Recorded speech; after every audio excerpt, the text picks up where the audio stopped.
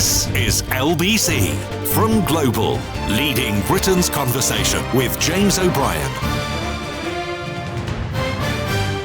3 minutes after 10 is the time. You are listening to James O'Brien on LBC, where the I don't know, how interested are you in the below the bonnet ruminations that I sometimes inflict upon you in the morning, the whys and the wherefores of what we find interesting, and indeed why we find it interesting. It occurred to me this morning, two things occurred to me this morning, one of which I explained to you a moment ago in characteristically clumsy fashion, but the other of which probably merits a mention, because I sometimes fall into the trap of thinking that you're here all day, every day. You know, and that you've been here for 2 decades. So I think, well, you know exactly what I'm talking about when I reference some obscure memory from the dim and distant past, from one of the mornings that we've spent together. Of course you don't. Even if you are listening to this programme every day, you're not paying rapt attention, are you?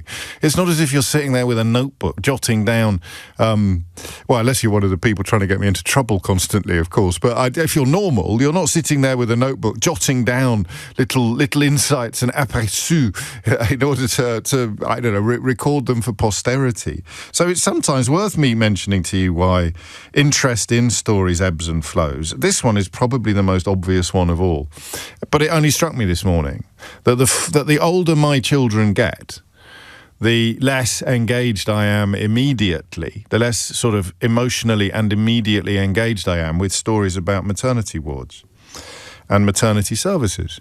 It's a failure of mine, because it doesn't become more or less interesting as a story of national import according to how recently you were in one, does it? But we're only human. And when I first started talking to you about maternity services in England, I probably shouldn't have said the United Kingdom a moment ago in my trail, but when I first started talking to you about maternity services, I had never availed myself of them. I was in my first or second year in this job when my oldest was born. Information that was relayed to the pitifully small number of people that were listening to LBC at the time. The information of the birth of my first child was relayed to the listeners to this programme by a minicab driver who picked me up outside Hammersmith Hospital and dropped me off without letting on, I think, that he knew who I was, and then phoned my holiday cover on LBC to reveal the successful details of my eldest child's birth, like a kind of like a war correspondent, like a cross between River Cartwright or George Smiley and I don't know, John Simpson or Jeremy Bowen. I mean, he was phoning in a world exclusive from West London, and that is an indication of why, in the course of the last 20 years, I have found myself less interested with each passing year in what is going on in maternity wards. And I have to change that today, because how dare I base the importance of a story upon my own personal proximity to it. Maternity services in England are failing too many families with problems at every stage of the maternity journey. It's an interim report by Baroness Amos, who is leading a government-commissioned review. Racism, staffing and accountability issues are among the 6 factors already identified by the Baroness, with more than 8,000 people submitting evidence and the Baroness herself meeting with 400 families. We get the final recommendations in April. It's important to remember that she has reported seeing bad, poor, good and excellent care coexisting side by side.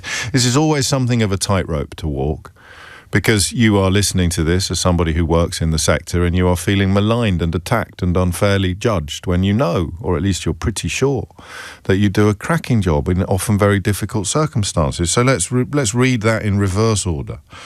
She has encountered care that is excellent, good, bad and poor. All of those things exist, but, of course, reports like this are designed to ensure that you minimise the amount of bad and poor and maximise the amount of good and excellent. So inevitably, you come into a story like this from the other end of the funnel or the other end of the telescope. You come at it from the negative end with, I hope, and you will remind me, a constant caveat that this is not about everybody. This is not about everybody. But it might well be about you, particularly as a mum, particularly as a parent who has gone through the system. I mean, even if I start off by saying, why is it so bad, then I fall headlong into the trap that I've just described, isn't it? Isn't it? I mean, don't I? I say, why is it so bad? And you go, well, hang on a minute, you just told us to remember that it's not always that bad, and there are plenty of people who have very positive experiences. But we're going to come at it more or less from that angle. What's your relationship with your own temper like? How good are you at being a squeaky wheel? You know, I think I fell into this last year, and I apologise for it because I think it's quite misogynistic, calling people Karen if they complain about things. I mean, some of the footage that has been recorded by people who use the word Karen as a pejorative is shameful, and the people being termed Karens are behaving appallingly. But you can't just pick a woman's name and turn it into an insult. Says a man who routinely uses Herbert as a description of all various ghouls and vampires working in the so-called think tank sector. But you can't do that. But how good are you at being a squeaky wheel? It's a really odd thing because, and that's the reason why I mentioned temper. Squeaky wheels stay calm. Squeaky wheels demand better service or point out problems. I used to have quite a short temper. I'm getting better all the time, thankfully, and it's an important thing to try to do. But I still have an understanding of road rage, for example. I don't drive enough, really, to suffer from it myself, but I used to get second-hand road rage if I felt someone was disrespecting my wife in the car. And the speed, if you forgive the pun, the speed with which you go from 0 to 60 when you're suffering from road rage is extraordinary. So that capacity inside us to lose the plot does have no bearing whatsoever on your ability to be a squeaky wheel. So, for example, I'm terrified of complaining or drawing attention to myself. Well, terrified's a bit strong, but I'm very uncomfortable, even in the maternity ward, of venturing into the corridor to try to get help. And here's the reason why I think this is relevant. It's because I work on the presumption that you're all doing your best and you're all being brilliant. And that's quite naive and almost certainly wrong. So when Mrs. O'Brien was in labour the first time, we didn't have a perfect experience. And I'm afraid to tell you that I, at the time, didn't fully appreciate that. There were large and unconscionable gaps between visits. There was a failure to notice how quickly things had progressed. I won't use the word dilation an inappropriate amount of times on the programme, but there was a failure to recognise how quickly things had progressed, which meant that my wife was in unnecessary discomfort and unnecessary pain, and she was scared of the absence of care and concern. And my job, I didn't have many jobs. Snacks, I always remember from the antenatal classes, don't forget to take snacks. Turns out they weren't meant to be for me. Pork pie, not a very welcome product in a maternity, well, not at least in the one that we were in. Delicious though. My job was to go into the corridor and find someone to come back to the ward. And I found it almost unbearably terrible. I found it almost unbearably embarrassing. Oh, no, I can't do that. So I suppose what I'm asking is whether or not you recognise what I'm describing. Because if you're a squeaky wheel, you find it really easy. It's probably a bit like haggling. Is it a bit like haggling? If you find haggling really easy, it's the things that make you uncomfortable. So you walk out into the corridor, you're looking for a nurse. So automatically you're presuming that they're not that busy anyway and they are just choosing not to come and look after you, which seems to me, or used to seem to me, to be very unfair. The second thing you're presuming is that they're capable of dropping everything if they are busy to come and look after you, which is probably not the case. The third thing that you're presuming is that you automatically become a higher priority than all the other people on the ward, which, of course, if you're talking about your own wife, you kind of should be but shouldn't be at the same time. And the other problem you've got is not actually knowing what it is that you want. You just know that you want your wife wants somebody to come. So I can go from 0 to 60 if I feel that you're disrespecting my children or my wife, but I can't go into a hospital corridor and find a nurse to come and look after my wife when she feels a bit frightened and alone in a maternity ward. And the reason for that, and this is the important point, the reason for that is the presumption that these are that these people are doing the work of the angels. The reason for that, in my case, I can't speak for you, is the presumption that they are the best of us, that people working on maternity wards have a vocation and levels of compassion and care and concern that are well above average. Now, I still believe that to be true in the first instance, right? In the first instance. But everybody, when they've done a job for a while, has to fight very, very hard not to slip away from their A game. The harder something is as a daily grind, the harder it is to retain the same levels of dedication and commitment in the face of, you might have employer lethargy or employer incompetence. You can't do the job you want to do if you haven't got enough colleagues, if you haven't got enough support. And of course, you might become calcified. You might become a little bit crueler. You might become inured to the human condition the more you are exposed to it. You see it with journalists, particularly journalists who have to cover hideous events. They have to build a sort of, I never know quite how to pronounce this word, but I always say carapace. It can't be carapace, can it? You have to build a sort of carapace, an armour to protect yourself from the trauma. It doesn't always work. That's how you end up with PTSD, even though you seemed fine at the time.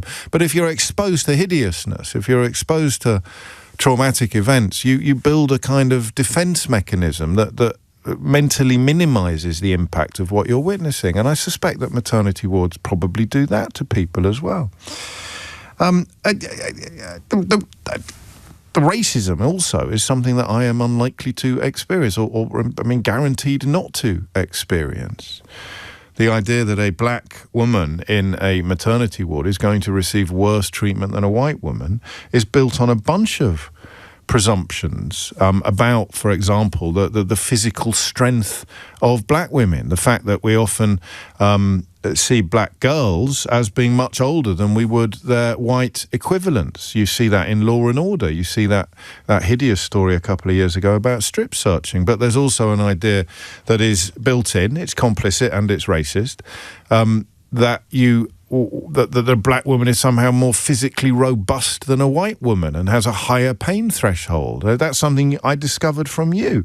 But I don't always know how you would know that was going on in a hospital setting, how you would know that was the reason that you were not receiving the help that you deserved or that you would have demanded if you didn't suffer from the sort of heebie-jeebies that I've described about having a squeaky wheel.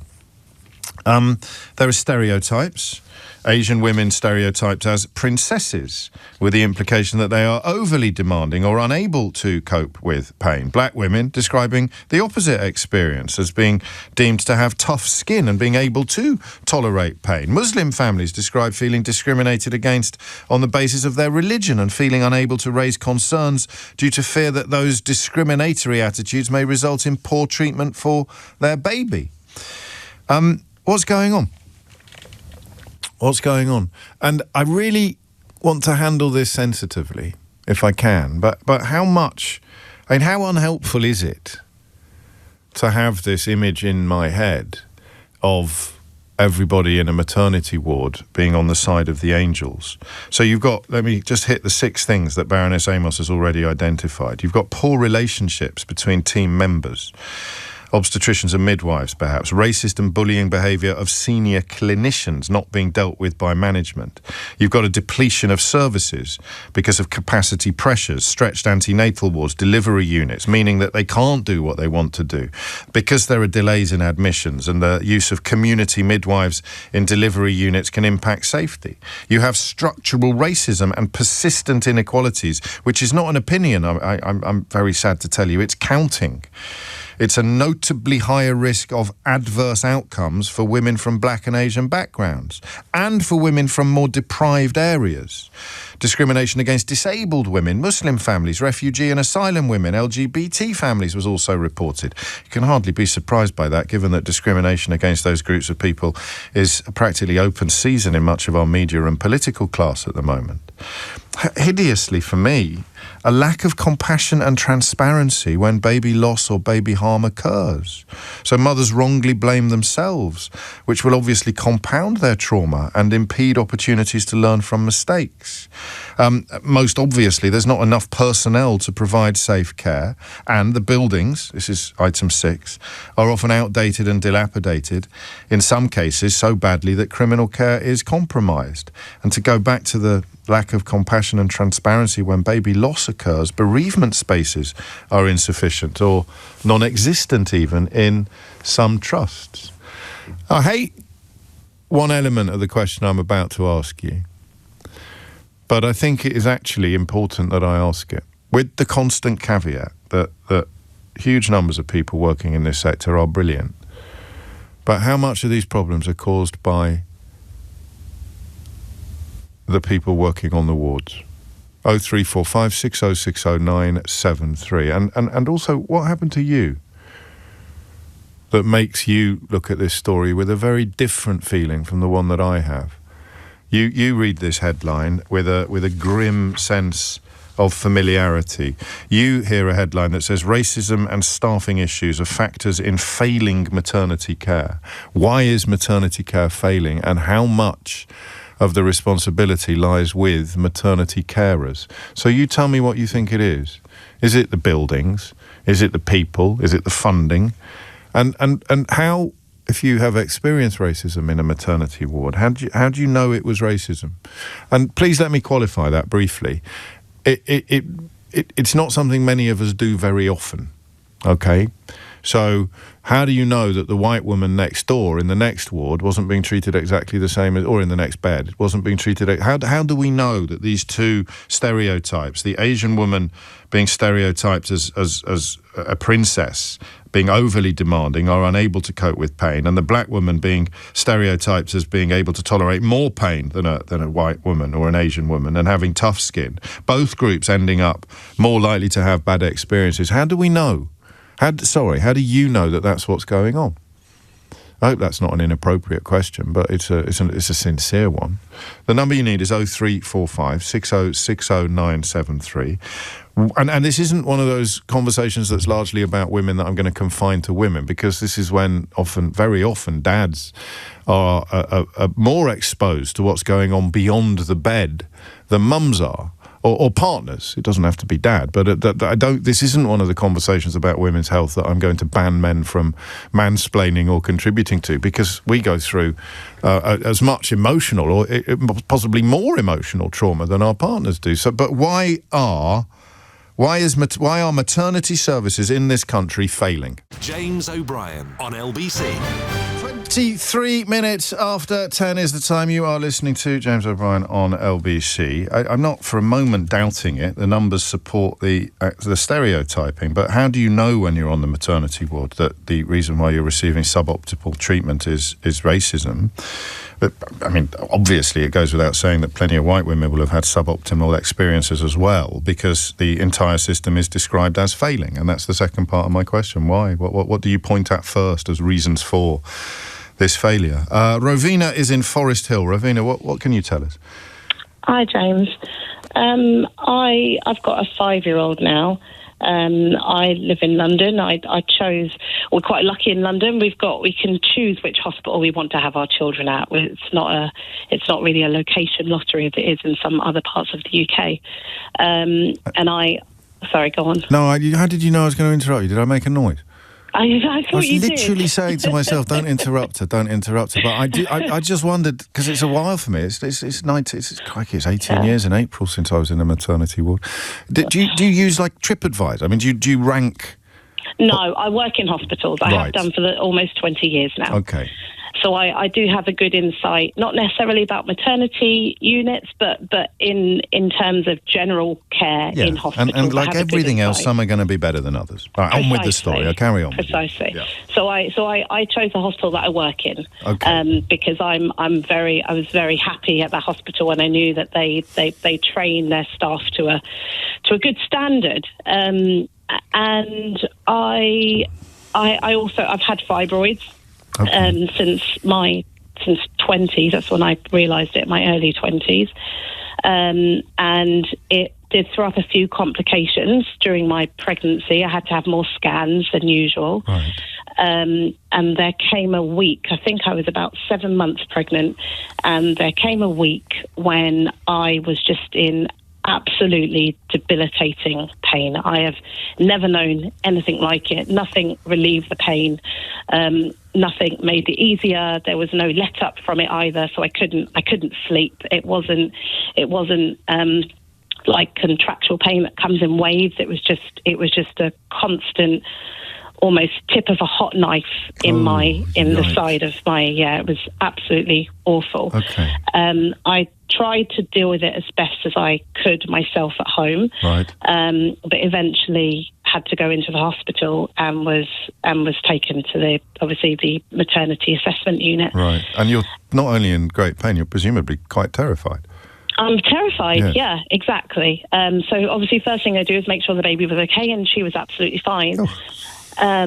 But then as the nurse is examining me and the midwife and asking what level of pain it is and what makes it better and what relieves it and I just very quickly hear the words that I'm a black woman, and I'm aware of stories across the world. I mean, this isn't just us locals and normal people. I mean, Serena Williams and Beyonce have also been gone down to say that they've had issues in maternity care, and I heard the words that I don't know. I think we all dread to hear is that, oh, you'll be fine. Like, you're a strong woman. Wow. You can handle this.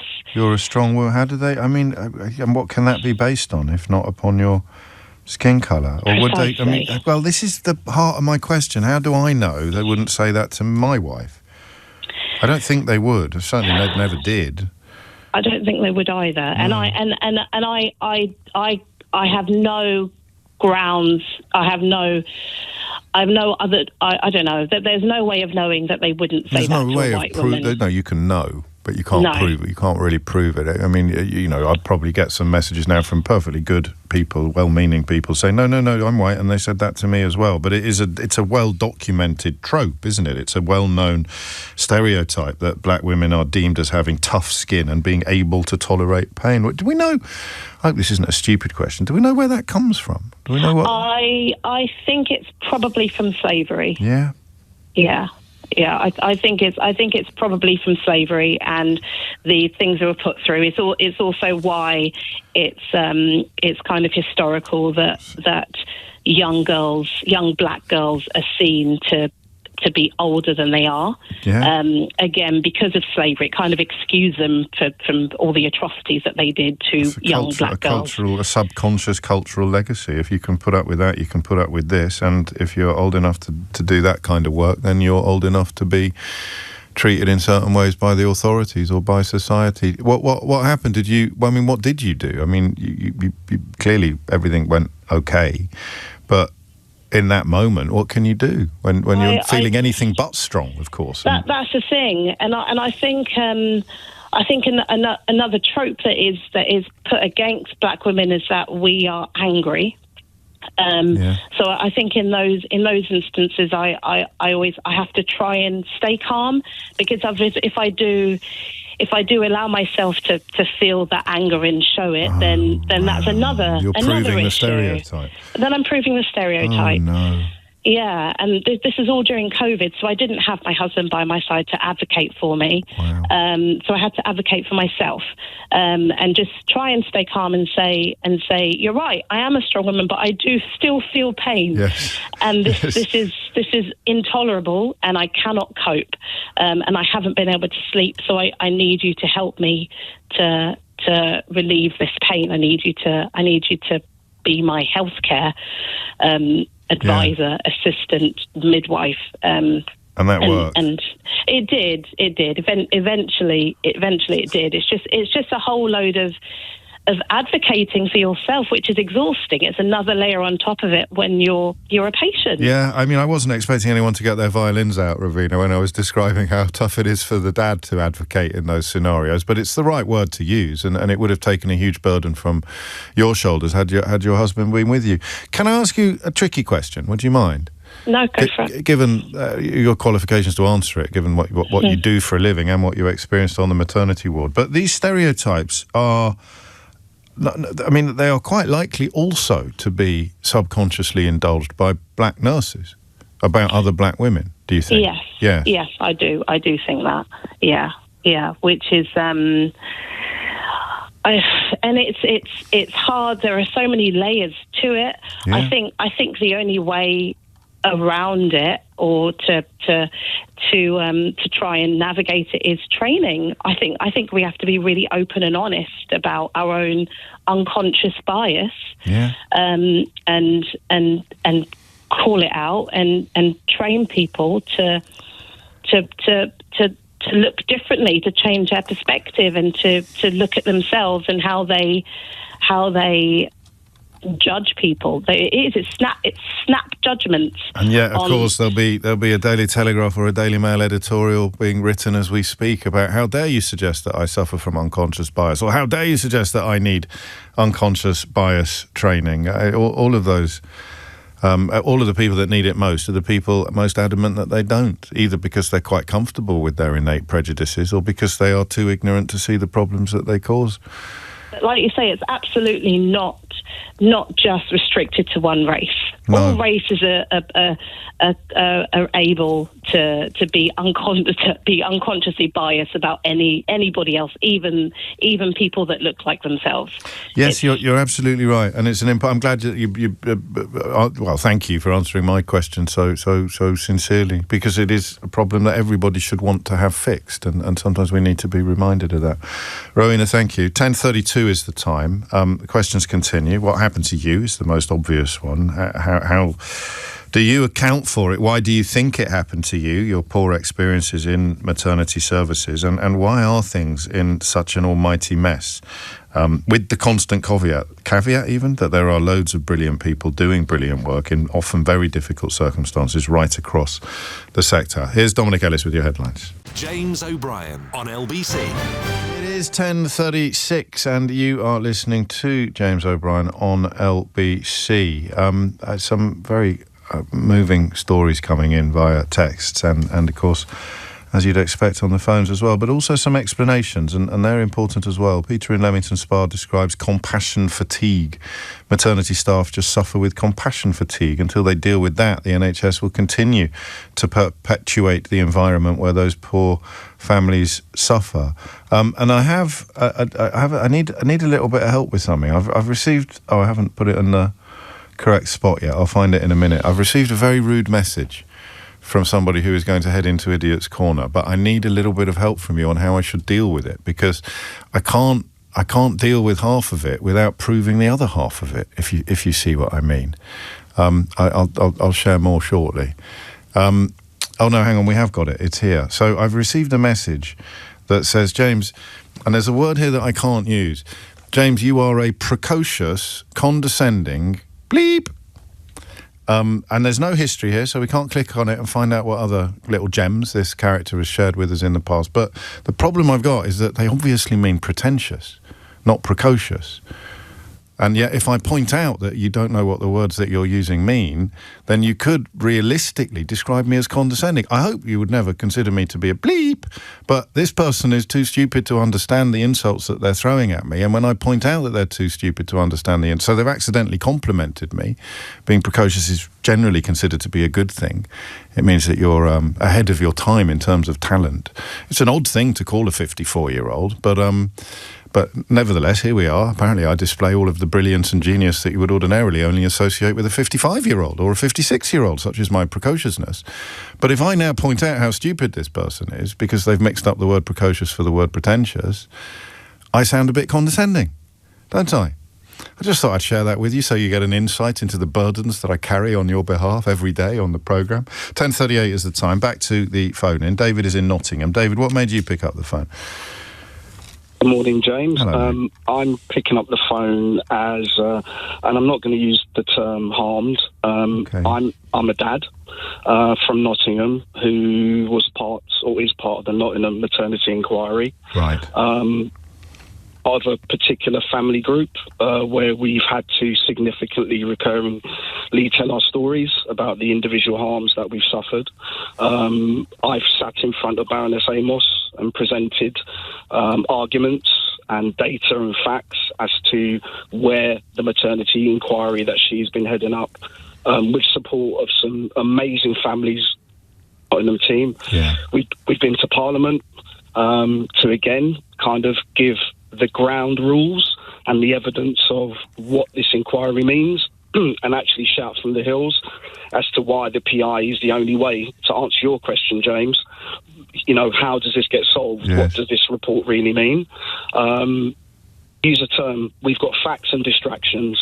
So we've got facts of the racism side of the agenda in terms of where black mothers are perceived as being overly strong or aggressive. Yeah. We've got facts of negligence, which is in public domain, of what certain professionals have done in terms of harming mothers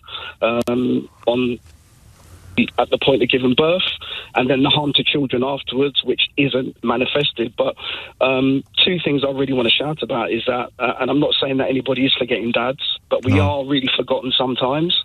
So if I just give you a snapshot of my journey, because I know everybody wants to talk. No, you So take my all the partner- you take all the time you want, all right? My partner at the time of pregnancy had recurring miscarriages, ectopic pregnancies, and other risks associated with pregnancy prior to actually giving birth, because that is what I will call it. We phoned the hospital, explained the situation, high risk, and the response you get at the time, which I'm aware thousands of mothers have been given, oh, you're stressing too much, don't worry about it, it's normal, you don't need to come in. So when you're about to hit that joyous moment because you think your son, your daughter is going to arrive and you're told that it's stillborn, quickly we've been conditioned that, you know what, it's really sad, but it's something that happens. Right. But through the inquiry over the years... This is the Ockenden. You're talking about the Ockenden review. Yeah. Okay, just to be clear. You learn that actually there's significant negligence that has occurred. I can't mention the name at the time due to what is occurring. No, of course. But the issue is systemic.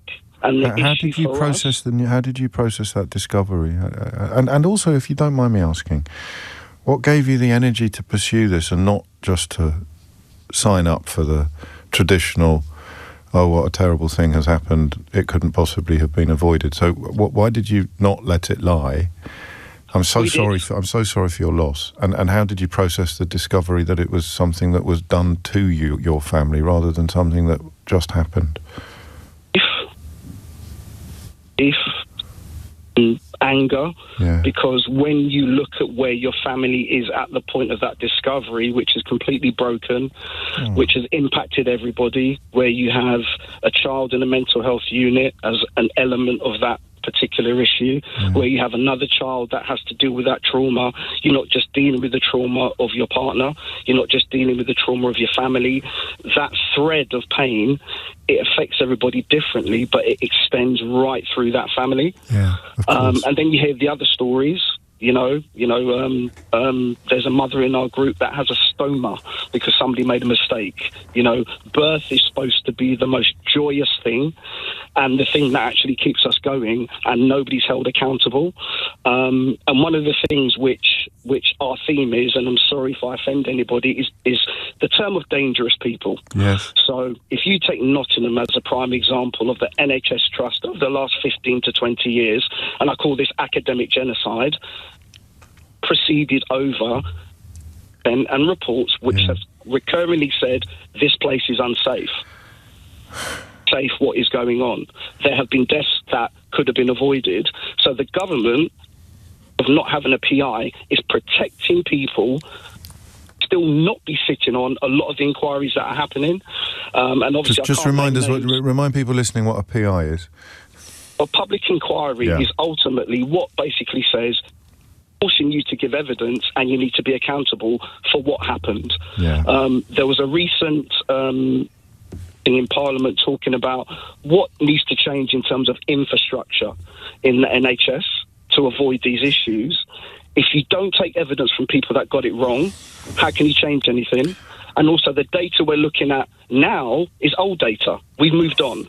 So what we need to do and the only way to stop it is to actually make people realise you could be prosecuted, go to jail for the level of negligence you have proceeded over. And that's why the revolving door will go round and round and round, because the people in certain high places who need to avoid being held to account is going to continue. Absolutely disgusting what's happened for decades.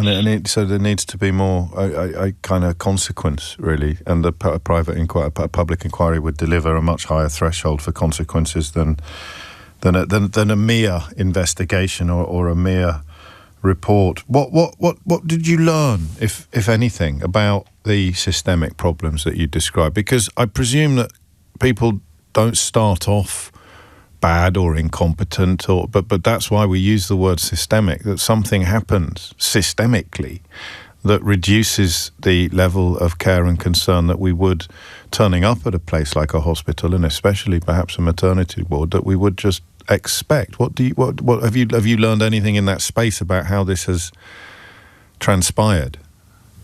Dangerous people protect dangerous people. So dangerous people end up in positions, and then other people become dangerous by dint of protecting them because of a fear of institutional reputational harm. Because you can be a consultant that gets bounced around the UK after causing harm. Yeah, because of reputational harm, reputation protection being prioritised over patient protection, which happens in all institutions. I mean, schools do it, not patients, but you know, they'll sacrifice a pupil to protect the reputation of the school. You don't sound, and I hope I'm wrong, but you don't sound very optimistic about what Baroness Amos is currently undertaking. I don't need to sound optimistic because, as I mentioned, the team in Nottingham, we do data analysis. We've got midwives, we've got consultants, we've got people from the depth of SEN. Yeah. We've got an enormous team, which actually part of co-production. And I have to say, and apologies for saying this, Wes Streeting promised us face-to-face that families would be at the heart of the review. Don't apologise to anyone if he hasn't delivered on them. These would be at the heart of review. Co-production would be used extensively because in the same way on the front line of social care, I have to listen to children. They should be listening to families who have been harmed. You don't need to bring in a consultant. I mean, but Baroness Amos says she's met with more than 400 families, who presumably have experiences akin to yours. Many of them. Yes, but when you're not listening, and when you're giving tokenistic gestures of support, and when we're in meetings where people are breaking down and you haven't put the right mental health support in the team, and people are recurringly making mistakes, and when people are turning up to family meetings in 2025 and saying, actually, we now need to take a trauma-informed approach to the work, it beggars belief that you would dare even use that terminology for people that have suffered significant harm for decades. Of course it does. I mean, we didn't dig into, or we didn't reflect much on your personal experience, more on the consequences than what actually happened, but you discovered that your child would have lived if you hadn't been told that there was no need to come into the hospital. Is that right?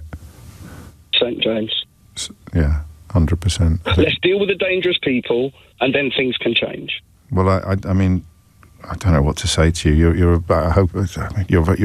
very inspirational, and I wish you hadn't been put in a position where you had to learn those skills and those arts. I really do, but you do sound like you're an extraordinary advocate for people who may find themselves facing similar tragedies to what you and your family have been through. Thanks. No, thank you. It's 10:47. James O'Brien on LBC.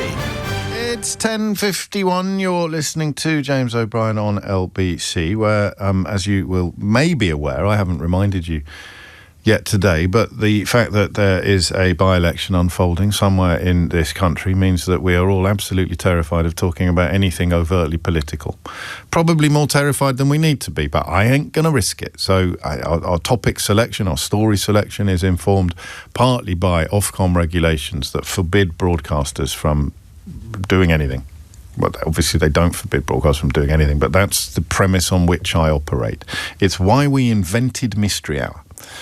And it's why Mystery Hour always happens on Thursdays, because elections always happen on Thursdays.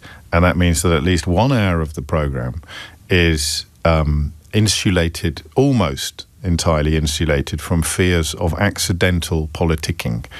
I have exaggerated slightly what the regulations are. Feel free to explore and research them for yourself, but I am comfortable, for once, being in the realms of, if not fake, then certainly exaggerated news, because you know what they say, better safe than sorry.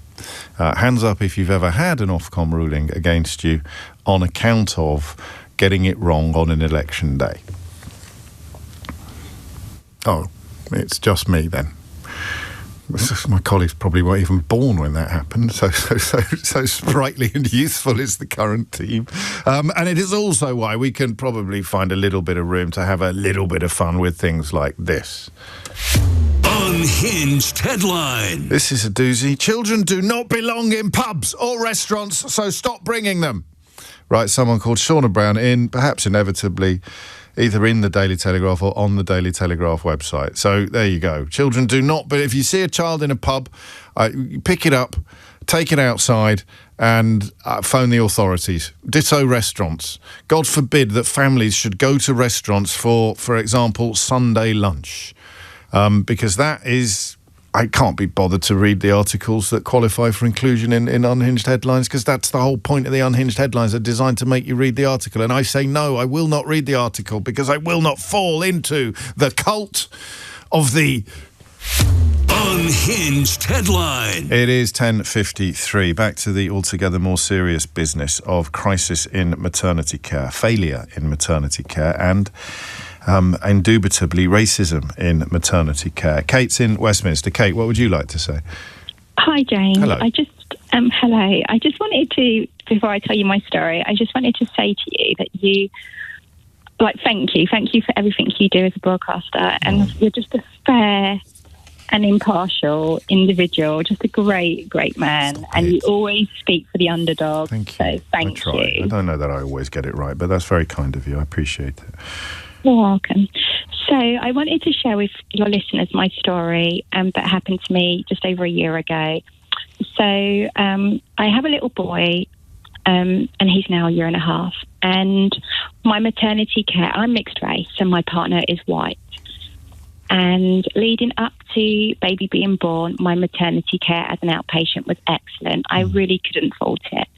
I'm in my early 40s, so I'm an old mummy. And I would like to say that, having been a police officer, I know all too well about being accused of racism, etc. Yeah. And I've experienced it myself, as a police officer. So, I would like to say that, I am quite a fair, open-minded person. Clearly. But my maternity care leading up to baby being induced was brilliant. I got admitted into hospital at 38 weeks. Because baby was on the smaller side, and obviously as an older mum you're classed as high risk. Of course. So when I got taken into hospital, they got me started off, and then about 3 or 4 hours in, Dad, my partner, was sent home because they said it was going to be quite a long process. Right. Then there happened to be a change of shift after they had given me my pessary. So now I was left on my own. The pain then started coming quite thick and fast, and it got to the point where I'd now been in the hospital a good number of hours and I hadn't been examined. I then, as the pain, obviously they hook you up to the monitor, so you can actually see that, your contractions are coming, and at one point it got to 98%, and the pain was so excruciating. And I remember at that point there was a lady opposite my bay who also had got admitted, but she'd come in after me, several hours after me. Right. and was behind curtains too. So at one point we were both screaming behind our curtains. Good Lord. But and she was a white young lady, Right. but all the staff just kept running to her, but not coming to see me, even though I had pressed my buzzer. And at one point, I actually came behind I shuffled off my bed and came behind the curtains to wait outside her curtains to try and collar the staff for after they had dealt with her, to see if they could maybe come and examine me and to make sure that baby was okay. And as the staff came behind the curtains, I said to them that I'm in really a lot of pain. No one's come to see me for the best part of 4 hours. Can you please come and have a look now? And they were like, we'll send someone shortly. No one ever came. So I went back behind my curtains. And obviously I couldn't repress my buzzer because my buzzer hadn't been cancelled at the nurse's bay. Yeah. I then went... So they'd sort of chalked you up as she's fine, she's making a fuss, but she's fine. Yeah, that's exactly it. And they kept saying they were going to come and no one would come. And they never reset your buzzer, whereas the lady in the buzzer. next bed, obviously every time they visited her, whatever they were doing, they were resetting her buzzer so she could press it again.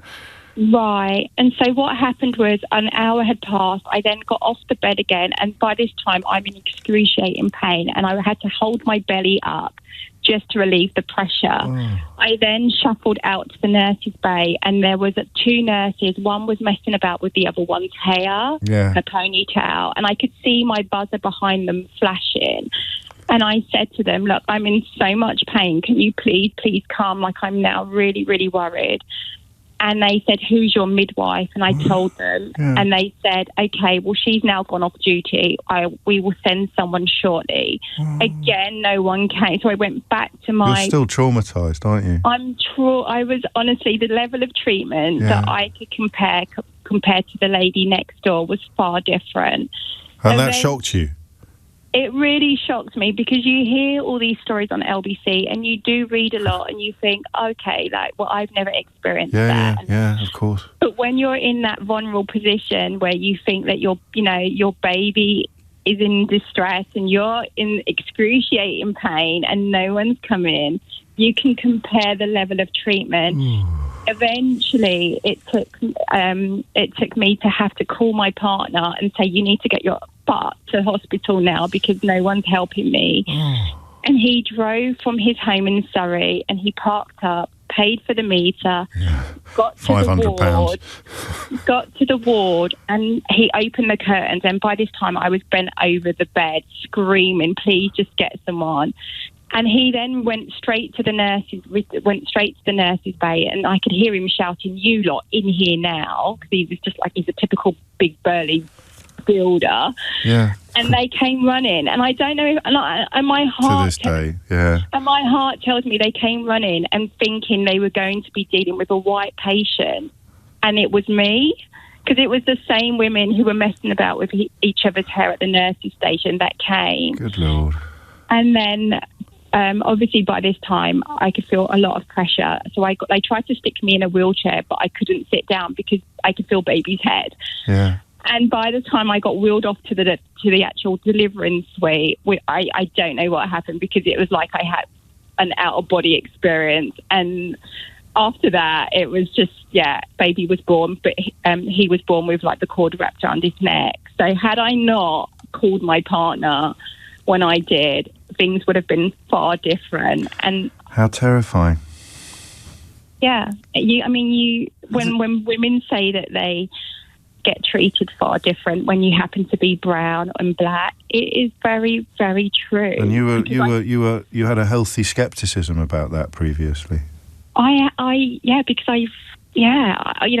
a level-headed woman. No, I'm a police officer. And also, we don't want to believe the bad stuff sometimes, do we? No, and I don't think people come into that career with bad intentions, but when they are there, they do become institutionalised, and naturally they do see black and brown women as being stronger than the average white woman. That's quite a generous way of putting it, but it's probably the fairest as well, and it will be subconscious often as well, or always.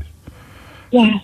Has it changed you, this experience? Has it changed the way you interact with the world? I hope not. No, it doesn't. I've got mixed race children, and no, not at all. Good. But if I had another baby, I would definitely opt to have my baby at home.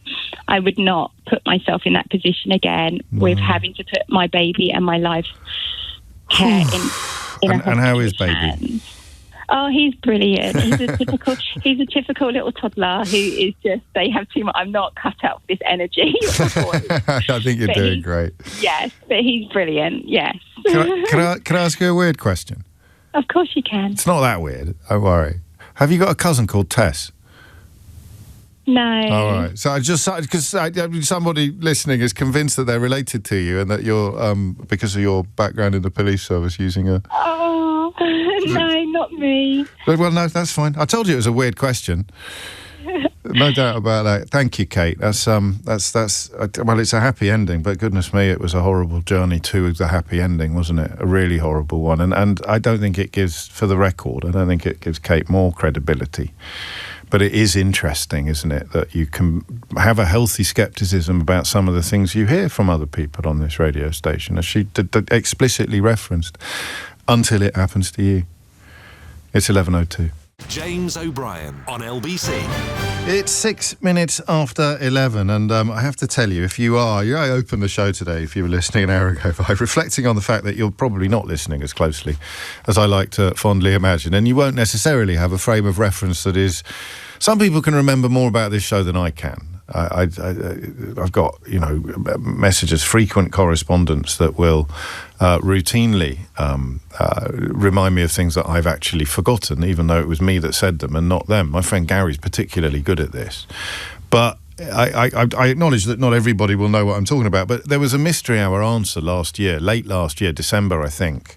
And it turned out that the reason why the woman who provided the answer to the question, which I have inevitably forgotten, was so well qualified to provide the answer was that she was literally writing a book about the life and times of a medieval knight. And I've got some very exciting news. She received her very own Ray Liotta. I've got some very exciting news on that front coming up in today's Mystery Hour, which, all being well, will go ahead at 12 o'clock. And I say all being well. Is it 2 weeks running that we've dropped it? It was Andrew Windsor's fault last week. And the week, I can't remember who.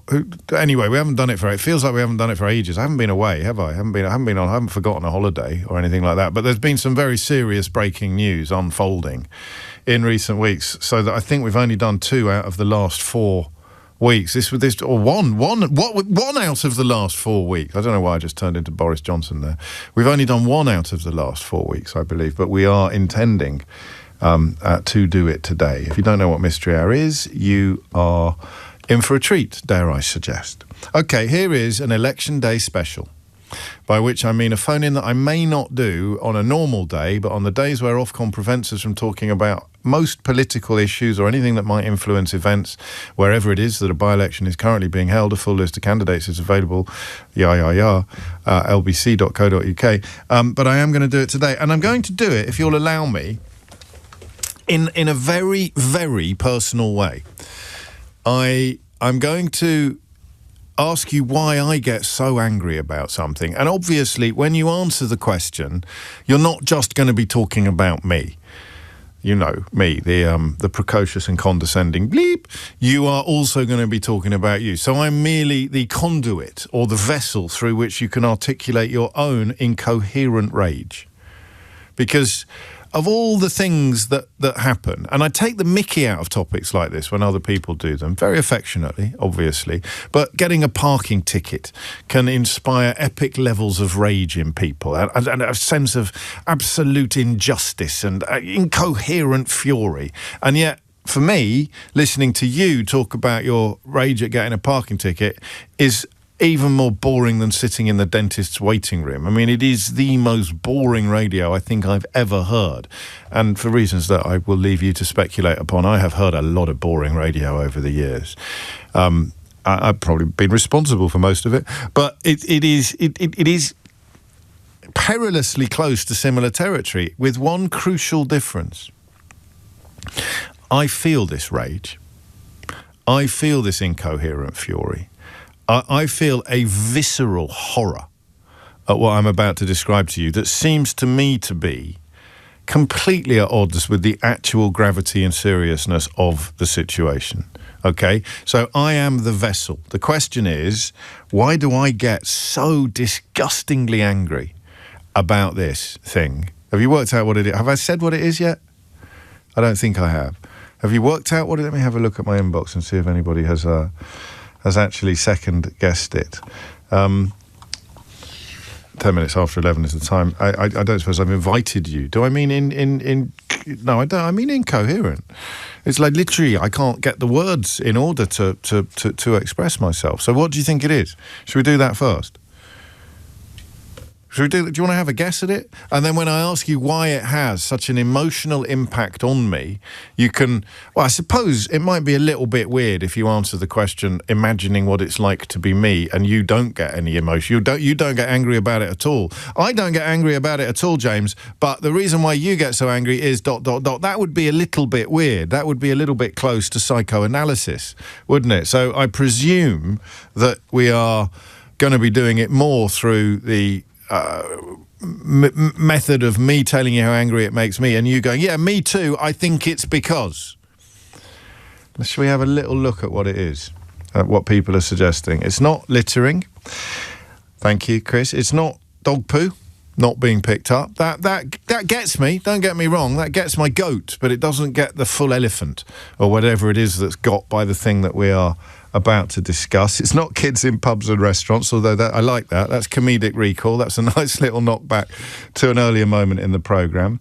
It's not the big fat cars. It's not potholes, as Mo suggests. It's not even Nigel Farage, as James suggests. Potholes coming up quite a lot. Joe suggests hemorrhoids. It's definitely not hemorrhoids, Joe. Thank you very much. Nobody has got it right yet. Bollards. I presume that's a suggestion of what the subject matter might be rather than a response to what you're hearing on the programme. It's not that. I don't think... Has anybody got... It's not parking tickets. Stop being hilarious. It's not Jeremy Corbyn. Stop it. I thought those days were behind us. It's not people listening to music on public transport without headphones. Don't worry about that, Julie. In Dublin, I think they're going to get deported soon. It's not long. It's not Kidderminster. It's not council tax. It's not. No, it's none of these things. It's not Thames Water. Although people keep recommending to me the Channel 4 drama about the water scandal, the name of it, which currently eludes me, but everybody's saying it's at least as good as the Mr. Bates versus the Post Office. So we should probably talk a little bit more about that. It's not slow walkers.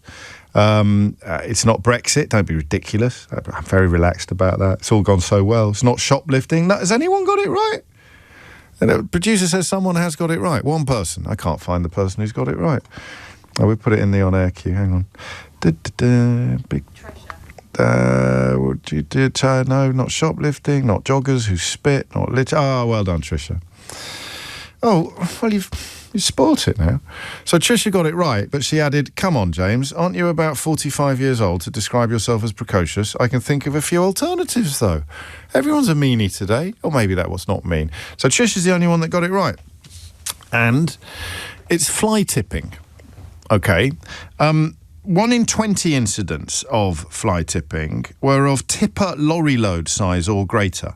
So I mean, I don't need to tell you what that means. That means somebody who is commercially rewarded for removing rubbish and detritus from a space is then dumping it somewhere that they are not allowed to dump it. But the number of incidents overall has reached the highest level since records began, and the massive majority involves household waste. 1.26 million incidents recorded, and that doesn't include another 100 incidents, well, 98 to be precise, of really large-scale illegal dumping that the Environment Agency has to deal with or which private landowners have to clear. An extraordinary story in the news earlier this year involving 200 tonnes of rubbish being strewn across a farmer's field. Fly tipped last year, months after the farmer who tends the land had turned 80 years old, and shortly after his wife had died of cancer. He was told that he had to remove it himself and was due to pay £40,000 out of his own pocket before a crowdfunding operation raised the money for him. Listen, I mean, I know why I hate it, but I don't know why my response to it is so visceral and so extreme. For the avoidance of doubt, two things. I'm not remotely embarrassed by how visceral my reaction to this is. I will respond more strongly to a story like the one about the farmer than I will to a much worse crime in the newspapers. It is an irrational response, but I'm not embarrassed by it. I don't feel ashamed or embarrassed about the fact that I could read a story about a human being hurt and not feel. I'd be disgusted and compassionate and all of the things that we all try to be, but it just would not hit me in the same visceral way as these stories do. And that's the bit I don't understand. I just don't know why. It can't just be me, can it? Can it? Oh, lordy, this is going to be the world's worst phoning if it's just me. But fly tipping, I was walking through Norfolk once, and do you know, I'd gone up a footpath, a wide footpath, like a bridleway maybe, but and it was off the road. It wasn't tarmacked, metalled.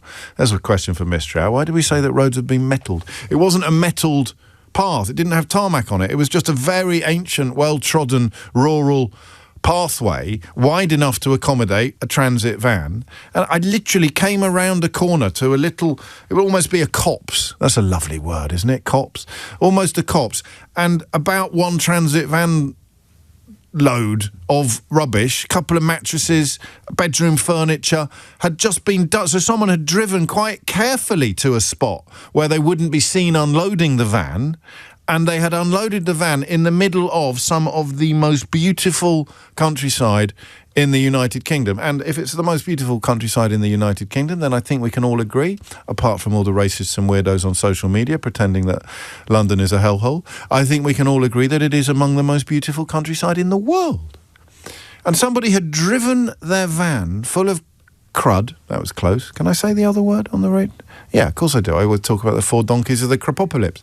So someone had driven their van and dumped it in a place that was going to pollute the experience of people literally seeking to commune with nature, literally seeking pleasantness. And, of course, you've got other examples as well. You get it in an urban context as well. It doesn't anger me quite as much. My neck of the woods is pretty good for this, but I've got friends who live in areas where you are likely to find a mattress on the street because it hasn't been cleared up by the council. This is going to be a bit of a postcode lottery. But I don't understand why the visceral, emotional reaction to this particular crime, which in a sense is victimless.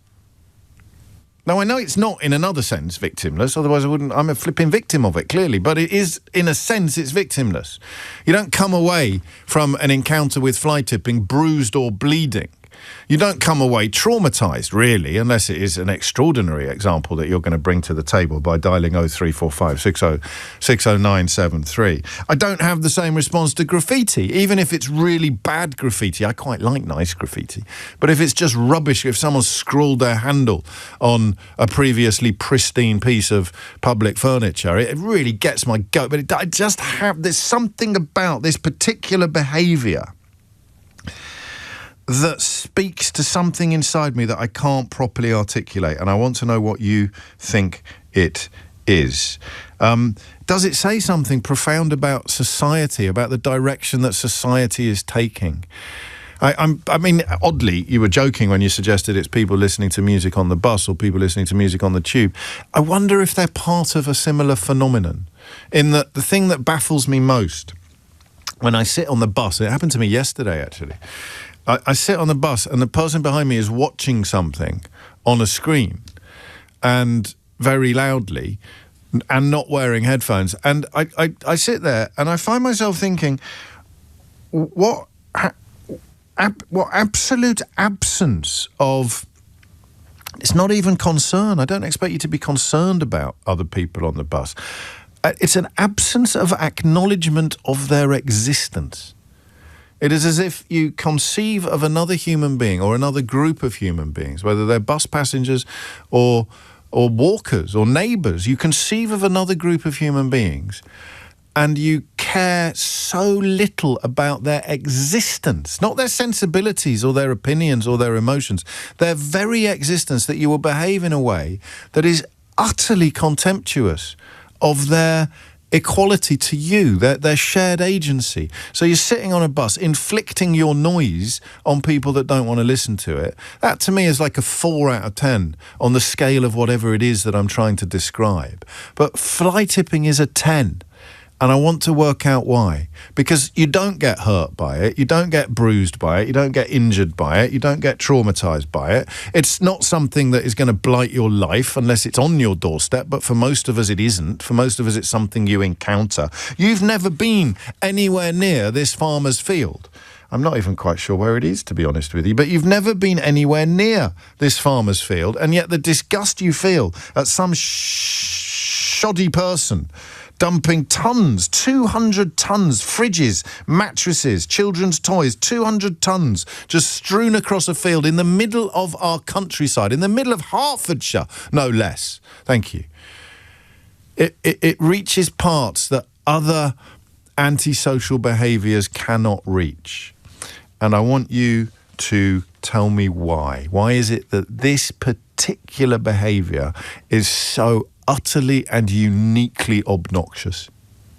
0345 6060 973. James O'Brien on LBC. Some of the stories that are obviously much more important and much more serious than the one that we're discussing this hour, and which we could have discussed without falling foul of Ofcom regulations regarding election days. This is probably the biggest. 129 journalists and media workers killed in the course of their work in 2025. This is the latest report for the Committee to Protect Journalists, which also found that 2/3 of them were killed by Israeli forces in circumstances that almost always justify the use of the word murder. Israel culpable for 2/3 of the killing of journalists. 86 journalists, the majority of them Palestinians, reporting from Gaza. I mean, yuck. Heartbreaking, horrifying, hideous, and of course Netanyahu's regime joins hands with Donald Trump to pretend that we have freedom of speech issues while they are routinely killing journalists on a scale that has never been seen before. Alignment with the EU is where the magic happens, says the Trade Minister Peter Kyle. Finally, a recognition of the necessity of beginning to undo the madness inflicted upon us. Here's a story that you won't be seeing in all the places that are encouraging you to hate foreigners. No migration would blow a £30 billion hole in our budget, warns the Institute of Fiscal Studies. If, as it is currently set to do, immigration hits zero soon and is sustained for a number of years, then we would have a 30 billion black hole in our public finances, which is something that nobody will be putting to Nigel Farage anytime soon, because they don't even ask him why he's turning up on a broadcaster that he claims to boycott when he turns up on the broadcaster that he claims to boycott.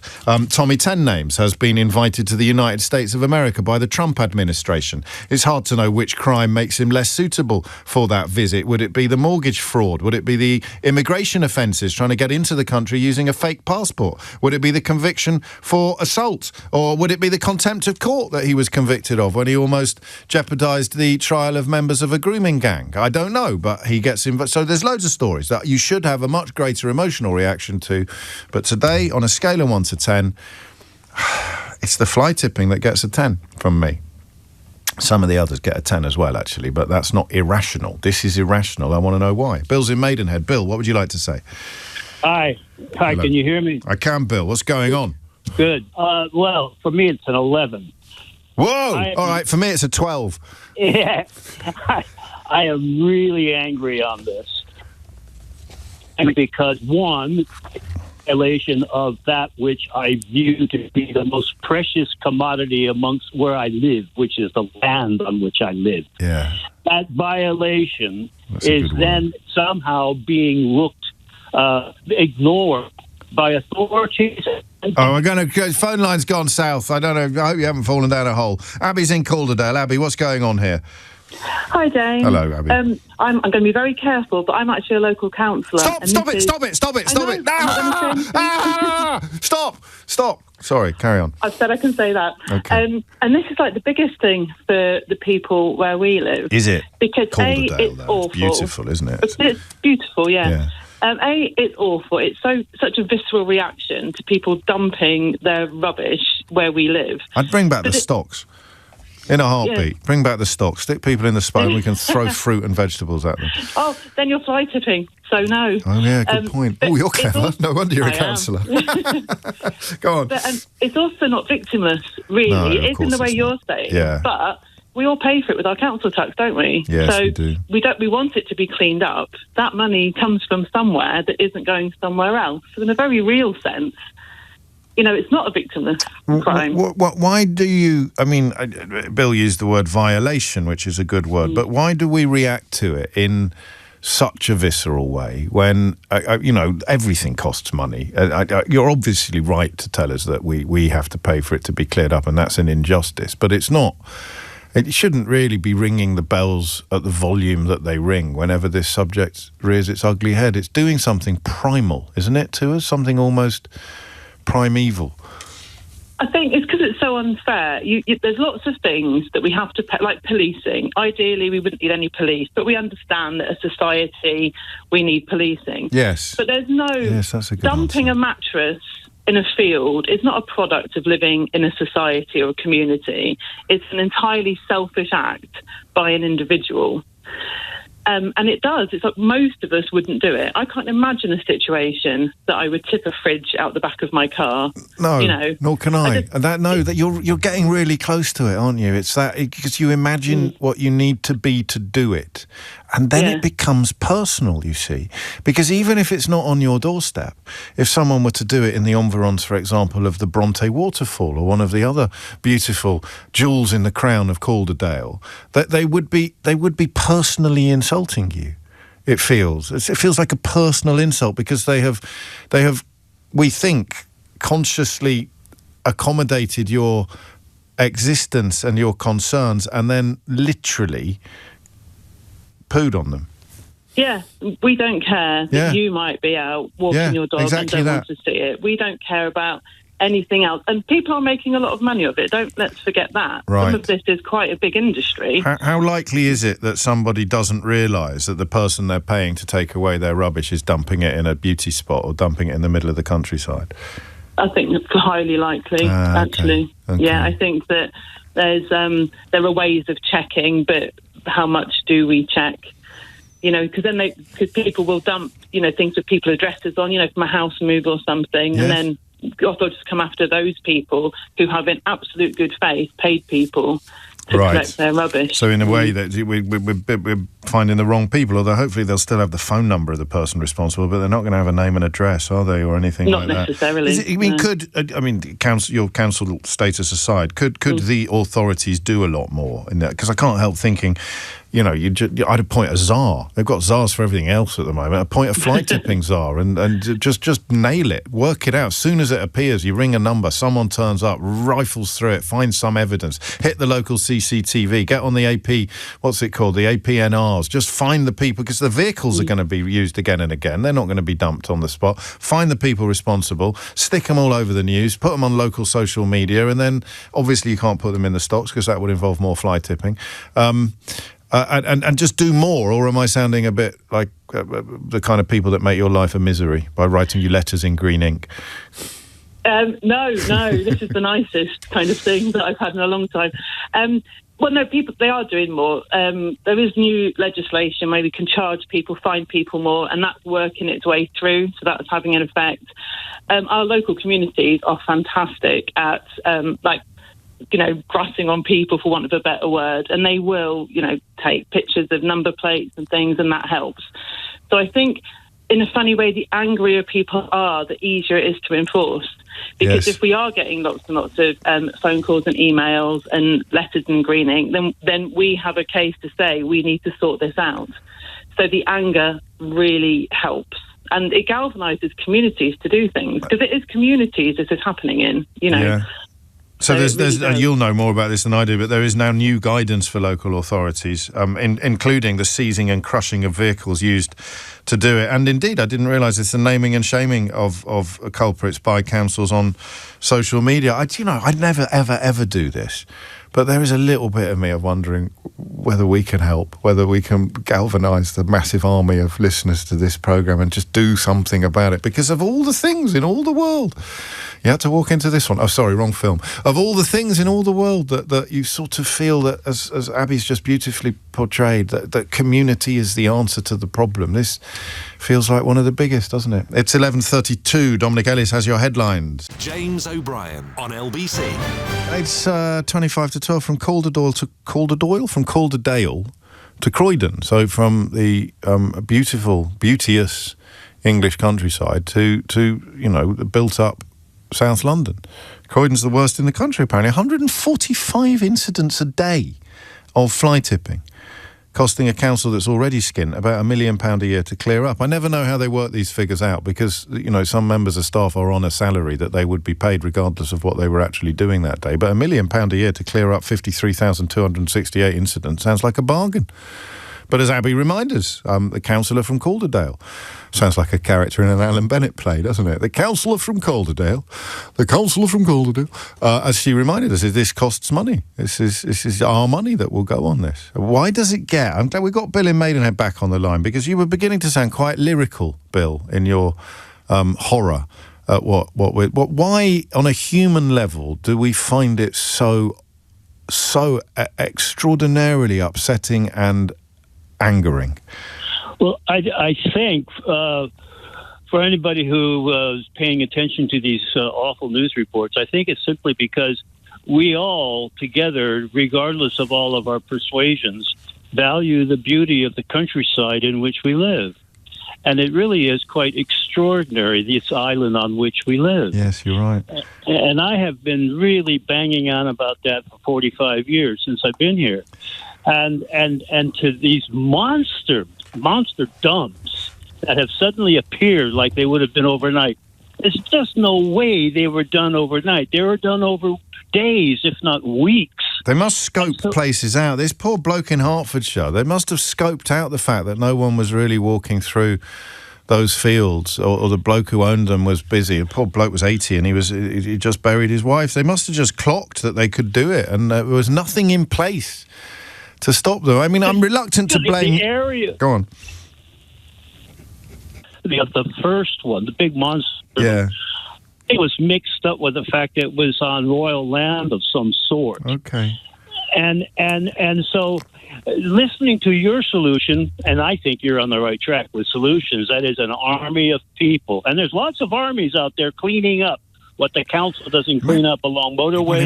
Imagine if people had been doing this instead of putting up tatty flags made out of polyester on all the bloody lampposts in some poor benighted towns. This would have been a wonderful act of public service, duty, patriotism, but they wouldn't have been able to raise money for it on Facebook, I suppose. I think the depressing thing is that it makes us think that perhaps people are blasé about the beauty of the land which we're blessed with. Yes. And it really is special. And so for the violation, and we all pick stuff up when we're walkers. I'm a walker. We pick stuff up. But these monster dumps, it's what the hell is going on with these so-called enforcement agencies who get 145 a month or whatever they're getting? What the heck is going on, James? 142 a day, according to the Liberal Democrat spokesman on this. So it's obviously big business. It's obviously become a very profitable way for criminals to raise funds, to make money. And what is the complication for dealing with it? Is it because of... I know there's money enticing. Is it because councils are charging too much? It may be a quite intractable problem, which is quite depressing. Yeah, it is. And well, I mean, the simplest thing to address, as we've both acknowledged, is that they're not frightened enough of being caught. They're not frightened enough of what will happen when they are caught. The cost and the risk of doing business is not currently high enough for them. So, it needs to be exorbitant. And that's why I'm interested in the rational angle of this conversation, which you've made a brilliant contribution to, because what you're essentially saying is that the punishment for doing something like this should be higher than the punishment for doing something which costs the same to the victim or costs the same to society. There is something. It's where the law is not a robot. It reflects humanity. The law should punish these people more than it punishes people who are making illegal profits in a different area that doesn't offend the sensibilities of so many so profoundly. And I don't know whether you can justify that in law. I genuinely don't. I suppose it's a political question. Bill, great stuff. Thank you. Steve is in Aberdour. Steve, what would you like to say? Morning, James. Hello, mate. I suffer from OCD. Okay. And it's been diagnosed through anxiety. Yes. And fly tipping, it puts me right over the top, Oh, does it? I'm sorry to hear that. It just, my wife says to me, she can calm me down, but it really does. I don't know why people do it. No. It's got to the stage where, and the OCD, I think, is one of the things that kicks it off, because I like order in my life, and I mean, if I see a cigarette packet or some rubbish on the floor out in the street, I'll pick it up. But yeah. I can't, and it's like people with McDonald's bags, they put all the rubbish in a bag and then chuck it out the window, And that drives you even more. Well, it just puts me right over the top. For people who don't understand OCD, just a quick word, if you would, on can you describe what would happen or what you would feel if you didn't pick it up? I would feel guilty. Right. I feel a guilt to my fellow men and women in the country, because I've seen it lying there. I've been in Tesco's car park, people with scratch cards throwing them out the window. Yeah. Because they're losers, and I went up and picked them up and says, "You've dropped your scratch cards." They're losers. Yeah. Can you put them in the bucket? Can I put them? I just threw them in the car and walked away. Well, I'm glad, but this is what your wife is worried about, isn't she? Is it you get your temper getting you into a bit of bother, I imagine? It's like when I go on holiday, I've got to have...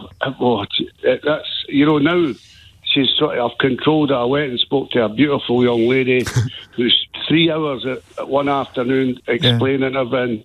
And the thing was, her maiden name was my wife's maiden name, Burnett, and I keep...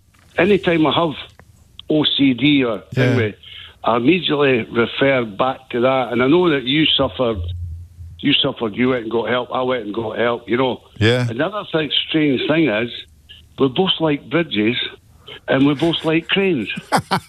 There's nothing strange about that at all. Everyone else is strange, Steve. Everyone who doesn't like bridges and cranes and recognise the benefit of professional support. It's God blimey, and it just speaks to something so vile on the part of the people doing it. And at the entry level would be tossing something out of your car window, and it leads on the graph to people emptying blooming great tipper trucks in the middle of the countryside. I've pulled up a few people for throwing stuff out and dropping litter, and I'm a big strapping laddie, or I was, I'm old now, but I was a blacksmith to trade. And good Lord, really? You don't meet many blacksmiths these days? No, you do not. No, but that's literally, that's the definition of who you wouldn't want to mess with, isn't it? People used to say to me, "Oh, do you go to the gym every day?" I said, "I've never been in a gym in my life." What was the bulk of your work then? Because it wouldn't be shoeing horses, would it? Well, no, I worked in a local smithy for a time, and basically the hunters used to come in on a Saturday morning and get them cleaned and shoed, and we used to put steel tyres on carriage wheels because they're right on the A71 between Edinburgh and East Calder where I stayed. And, kids used to come in with their roller skates or skateboards, and get them oiled and tightened up. That's incredible. Absolutely incredible. Well, the opposite, if you like, are the kind of people that we're talking about. Somebody supporting community and recognising the togetherness of a population instead of this thing that they do, which is the subconscious contempt. I think that's part of it. Nobody wants to be held in contempt. except by hideous people, in which case it can become a badge of honour. But some complete stranger is treating you like a mug. They're treating you like a sucker. They're treating you like they're tossing their stuff out of their car, or they're dumping stuff in the middle of the countryside. It's like, I'm not going to do it because it'll get clipped up if I do it on YouTube, but it's like they're flicking the finger at you, isn't it? It's like they're just, oh yeah, well, you can bog off. And that bridles. But that's only part of it, because that's the personal. It's also the public. There's also the insult that's been inflicted upon all of us.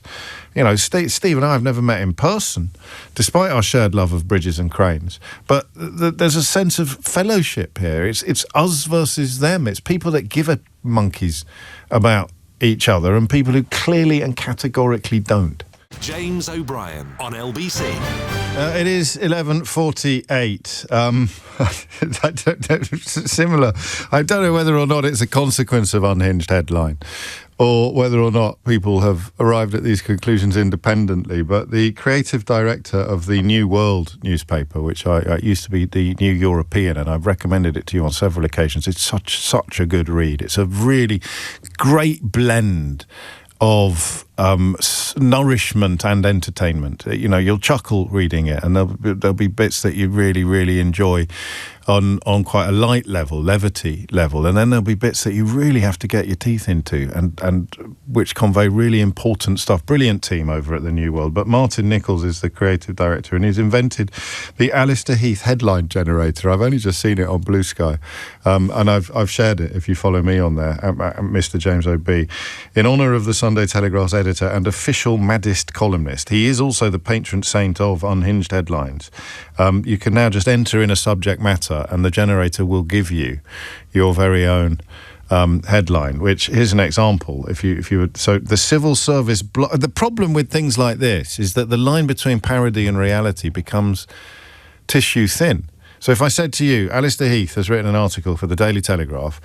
In fact, let's do it properly, Nate, shall we? Should we do this properly? So if I said to you, oh, now time for another episode of Unhinged headline. And it's Alistair Heath writing in the Daily Telegraph again, and here's the latest one. The civil service blob is using Blue Sky to stage a Marxist coup.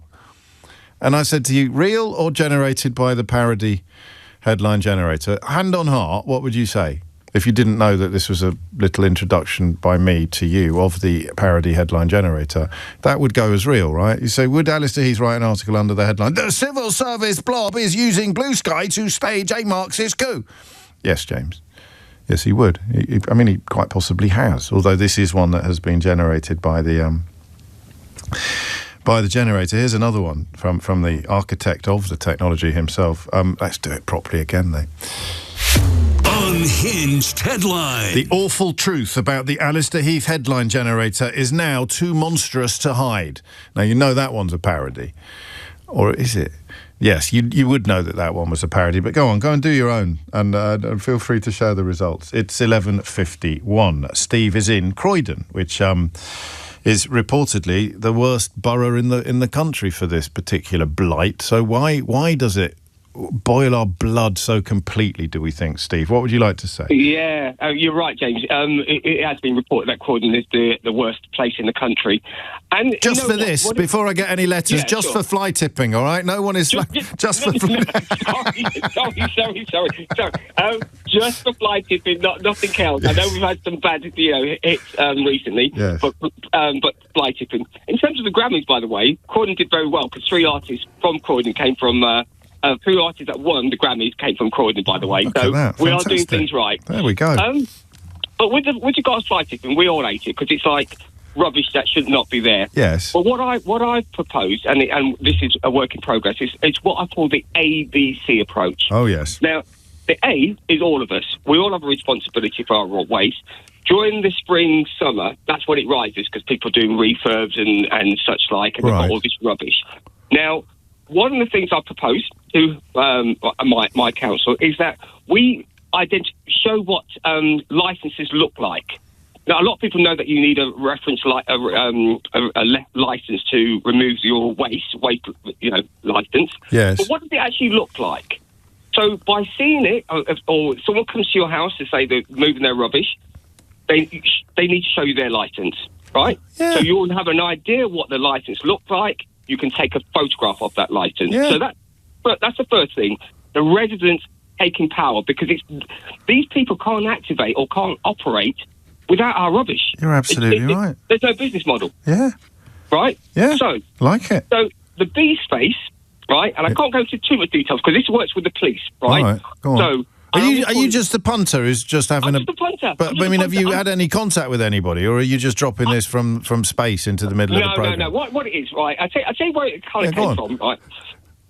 Just down the road from me, there was a pub, one of many that have gone under. Yeah. And it had a big car park. Right. And I got called by a neighbour because I like to be proactive in my community, try to do the right things and help people where I can. Good for you. And I went down there because they called me because somebody was dumping rubbish. Right. I went down there and there was a community, let's call it that, there. Yeah. And a lorry came in, or a truck came in, and he was about to empty the rubbish. And I said to him, you can't empty the rubbish there. He goes, why not? And I said to him, look, it's not right. And he said, everyone's against us. We can't get work. We can't do this. And I said, but it still doesn't make it right. Anyway, he then got angry because you get the first instance you get is anger, and they want to come at you with venom, right? So I managed to try and calm that down. He came with an item, and I don't advocate anyone doing what I did. Oh. But like Liam Nielsen, I've got special skills. Okay. Do you have a unique set? Do you have a unique set? I've got a unique set of skills. Okay, carry on. So he came with this venom, and have we cleared this with the producer? Is the producer aware of what you're about? Okay, so you haven't. No, never mind. Carry on. Okay, on you I'm go. not going to go into my unique skills, but they are there. All right. But then we started talking. And in the end, he got emotional because he realised what he'd doing was wrong. Wow. And he did not dump the rubbish. He said, OK, I'm not going to do it. And then they all left. And literally, they all packed up their trailers and left. So there was a queue, was there, of people? Well, there was a group of people there that some were on site. Yeah. And some were bringing stuff in. So there was 2 trucks that actually came to dump the rubbish in the car park. Heck. Yeah. And he didn't fully appreciate how obnoxious his planned behaviour was until you very persuasively told him. It was clearly something that they were doing, and that's why he was saying that's the way he was getting funds, his income, So I could see, that he said, if I don't do this, can't feed my children. Can't feed my children. Yeah. And have you successfully? I mean, has that car park remained uncovered? Has it? I mean, no. So what happened was once it was done, came back at night. It was cleared up by the owner because it was disused because obviously it's shut down. Right, but this is what is happening. Is it's like a sort of I don't know. They're identifying a spot and then they'll fill it till there's nothing left to fill. So I love the A. All of us, and the idea, very simply, you shouldn't even have to look it up online, but you turn up with something that you can see, and then you can check online that it's the real deal, the real McCoy. So you will not pay anyone to take your rubbish away unless they've proved to you that they have the legal right to take your rubbish away. B, what was B again? B is the space where the police can occupy, because to move it from A to C, where they dump it, you've got to go through B, right? So that's the road, right? So the police are looking for the lorries? Right, but also what happens with the lorries, a lot of them go under false licence plates. Do they? You're very good at this. This is fantastic. Carry on. Go on. Do you have a uniform? Do you wear a special unit? Do you have a cape? Do you have a cape? No. All right, carry on. As I said, I've got unique skills. You clearly do. What they do, they Velcros the false plate on top of the original one. Seriously? Yeah, that's how they get around it. You live and learn. So it's no good catching them on a camera or anything like that. This is a planned operation. Yeah, because it's all planned. Yeah, it's organised in that extent. So what I'm attempting, and I say attempting, going to do to occupy that B space a lot more, especially during the summer, spring and summer, as I said. That's when people are doing their work, clearing out the house and spring cleaning and all that sort of stuff. So. And then the C space is down to the council to provide that information to the residents, to say this is what we're doing, this is what you should look out for, and this is what we're doing to clear up. This is all feasible, isn't it? And then, I mean, as on the road, spot checks. You just regularly get people being pulled over to prove that they're allowed to be in the car that they're in. I don't know how hard it would be, particularly on routes that are known to be frequented by these scumbags. You just pull over every lorry that you see for a couple of minutes. Yeah, and because the thing is, once it gets to that sea space, the police can't do anything because it normally goes on private land or like I said, the car park, which the owner then has to clean up. Because if it's not municipal land, then it's not a matter for the police. It's not a matter for the police. I didn't realise that. Yeah, so the police have to operate intensively in that B space, whether it's the lorries with false number plates on, whether it's checking that they've got the valid licences, that kind of thing, because they can operate in that space. And very easily done. Well, not easily, well, but certainly feasibly done, if not easily done. And are you in contact with the authorities in Croydon? I am, because I had a feeling you might be. James, I'm trying to do a lot of community engagement projects, mainly with young people, but basically for the community, because that's who we are. We're all together, aren't we? Yeah. I can't say anything political, but this is what community sounds like to me. This is actually what patriotism sounds like to me, caring for your fellow humans and caring for the spaces that you share. Yeah. And if everyone had a neighbour like you, Steve, the country would be a much, much happier place. Well, I think so, James, as well. No, but no, I mean, as I said, everyone does their... Well, thank you. Thank you. But if everyone does it, we shout a lot, as I said, we could complain a lot, but do we do a lot? Do we kind of link up with our fellow, community members and say, what can we do about this? Or how can we approach it? Come up with some ideas. Not all going to work.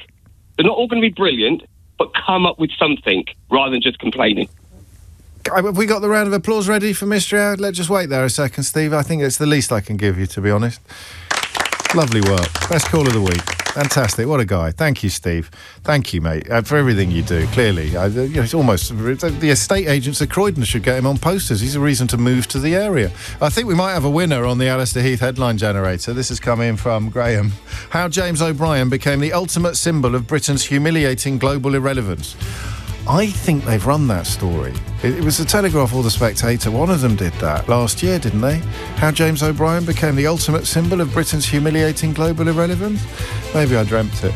I didn't dream this. It's the first Mystery Hour in what feels like a while, although we've had a bit of a chat, and the producer insists that you're all wrong when you say we've missed loads lately, and that she's right, which is usually the case. So anyway, the first in a fortnight. We didn't do it last week. We are doing it this week. If you don't know what it is, you're in for a treat. Find out what that treat looks like or sounds like after this. James O'Brien on LBC. Is it that time of year already? Good Lord, or even of the week.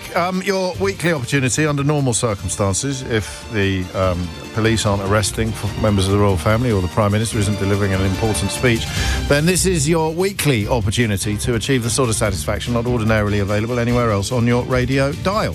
The way it works is very, very straightforward, but what happens somehow in between, in the margins, can be, on occasion, quite magical. And what happens in the margins is that you hear somebody else ask a question and you ring in and answer it. So you can ring in with a question, 0345 6060 973. James, why do we do that? James, what is the reason for this? What's the origin of that? Who? You know when you do it, then what? Who, why, what, when, whether, whither, wherefore, whence? Any other interrogative pronouns? No. And then you can ring in with the answer. Guess what? It's the same number, 0345 6060 973.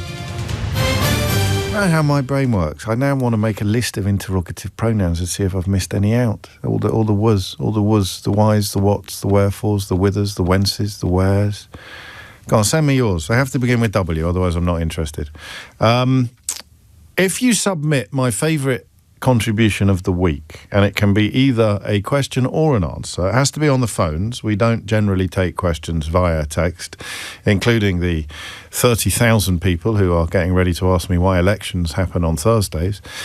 We take questions only via phones. But if you make my favourite submission of the week, then you will win a Mystery Hour game. And I need to double check, actually, with the excellent people over at Big Sky Games. But as things stand, you can have either the original board game or the bang-up-to-date travel edition, which comes in a tin. And last week, or the week before, actually, because we didn't do it last week, I remembered to bring one in with me so that I could shake it at this point and say to you, it's in a tin, but I forgot it, so I'm going to improvise with an empty pot of ginger shot and a biro. So it's in a tin. Did that sound like... That didn't sound... No. Okay. Sorry. Anyway, my favourite contributor of the week will win a Mystery Hour game, and you can choose for yourself whether you want the sort of family edition or the travel edition. The travel edition is probably funnier, as in what you get in the box, but the family edition possibly lends itself to you being funnier. So the travel edition makes the jokes, and the family edition leaves you an opportunity to make the jokes. Do you think it's worth? A producer wants to know, do you want us to get a clip of the sound of you shaking the tin? I'm just going to have a little chat with my team. Is it worth it, do you think? What do you reckon? I think this sounds ridiculous. I can't do this again. And I know it doesn't even sound like it. It sounds like a weird bloke hitting a little empty plastic bottle with a biro. There's no call for that, is there? No one's ever going to clip this up and use it again as a sound effect, are they? So I don't know. I mean, maybe if it's not too difficult. But the phones are about to go bonkers, so you're only making a rod for your own back, Eleanor. It's 7 minutes after 12. You're listening to Mystery Hour with James O'Brien on LBC. You have no rules, really. The only rules used to be that no repetition, so don't ask a question that we've dealt with relatively recently, but I gave up on that rule years ago because I can't remember what I had for breakfast, let alone what we did on the programme 6 months ago. And the other rule was no motoring questions, and I still quite like that rule, because motoring topics on the radio are by definition incredibly boring. Almost always. And that almost just gets me, man. That almost always. Because you know and I know that somewhere, somehow, someplace, there's a motoring topic or a motoring question that is actually quite interesting. But don't ring in with motoring questions. 0345 606 0973 is the number you mustn't use if you've got a motoring question. But it's the number that you need if you have a question that you think someone will know an answer to, but you're dashed if you know what it is, or indeed if you hear somebody else ask a question in the course of the next 50 or so minutes and you do know the answer to it, OK? 0345 6060 973. Alistair has been in touch rather unhelpfully to say, I sell games in tins, and that definitely did not sound like a tin being shaken. All right, I mean, crikey. If I hadn't told you, you wouldn't have known, would you? It's only because I give too much away. And do not let me go home without sharing the magnificent news about Sandy from Redditch, who got in touch towards the end of last year to answer a question, and she won a Ray Liotta. Do you know what that means? No, you may not. If you're new to the programme, a Ray Liotta, as in the late, great Hollywood actor, is what we award people if they provide an answer that demands qualifications almost unbelievably relevant to the question that they're answering. So, you know, if there was a question about toasters and you invented the toaster, then you would get a Ray Liotta. In Sandy's case, it was a question about medieval knights. I don't know whether or not you remember it, but I've got an exciting update for you from the world of Sandy in Redditch and medieval knights coming up later this hour. Do not let me forget, all right? Should we get on with it? God, yes. Yes, please. Gregor is in Kilburney. Gregor, question or answer?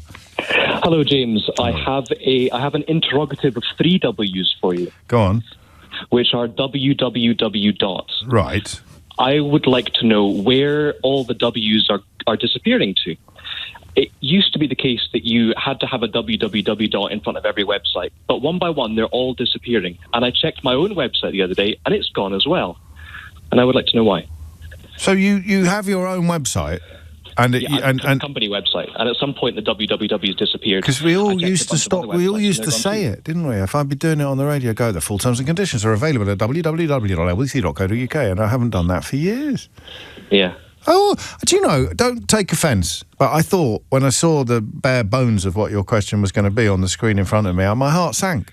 I thought, this is a boring one to start with, but it's actually really interesting. So my apologies to you for the offence I caused you without you knowing that I'd been offensive. It's all right, James. I'm used to it. No, that would me too. www. Why and when and why did it become unnecessary? Why? I mean, asking where they've gone is a bit daft, isn't it? Really, they're not gone anywhere. It's not like there's a cellar somewhere full of redundant W's. But why did it? It used to be de rigueur, and now it's utterly obsolete. I like that. Great question. Great work. Thanks, Gregor. 0345 6060 973 if you know the answer to that one.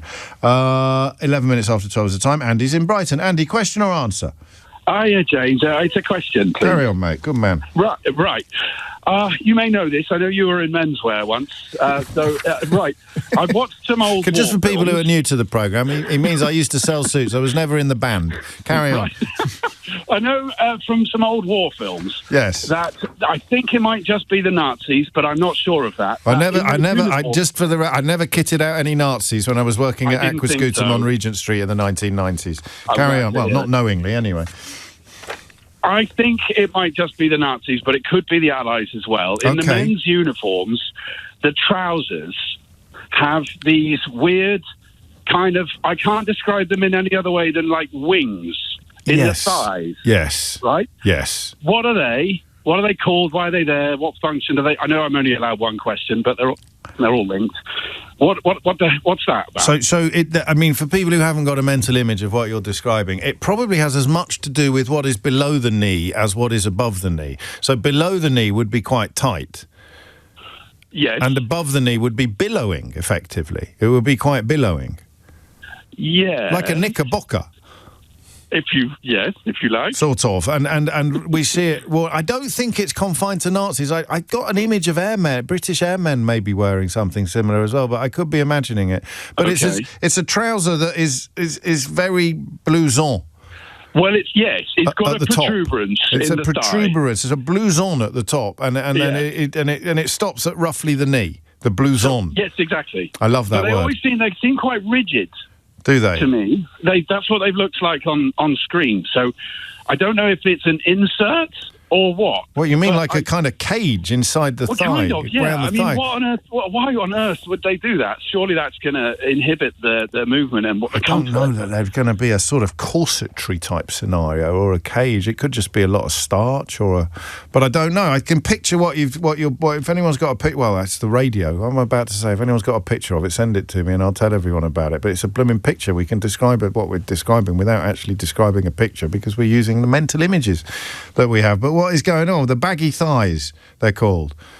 The baggy thighs. And it stops. That's crucially the thighs. It's not baggy trousers. That's madness. It's baggy thighs. I like that question. I'll try and get you an answer. Thank you, Andy. 12:13. Steve's in Barnsley. Steve, question or answer? It's a question, please, James. How are you? Very well, Steve. What's it going to be? Good. I've got a question and I've got an amusing story about www. No. Can I do both? No. It's a very short story, I promise. No. Okay, just a question then. No, I'm sorry, but you can't come on this show without having gone through the gatekeeper. Oh, no, I've gone through the gatekeeper for the question. Yeah, but you didn't clear the amusing anecdote. I'm also very wary of people who describe their own anecdotes as amusing. Oh, no, it's someone else's. I can't take the credit for it. But I can't let it happen. If you'd asked Eleanor and she'd said yes, then you could have done it, but you didn't, so you can't. Sorry. You're the boss, James. No, I'm not. That's the point. I'm not the boss. I can't make autonomous decisions like this. I has to have been cleared with Eleanor. Otherwise, who knows what hellish consequences you may bring down upon my lily white pate.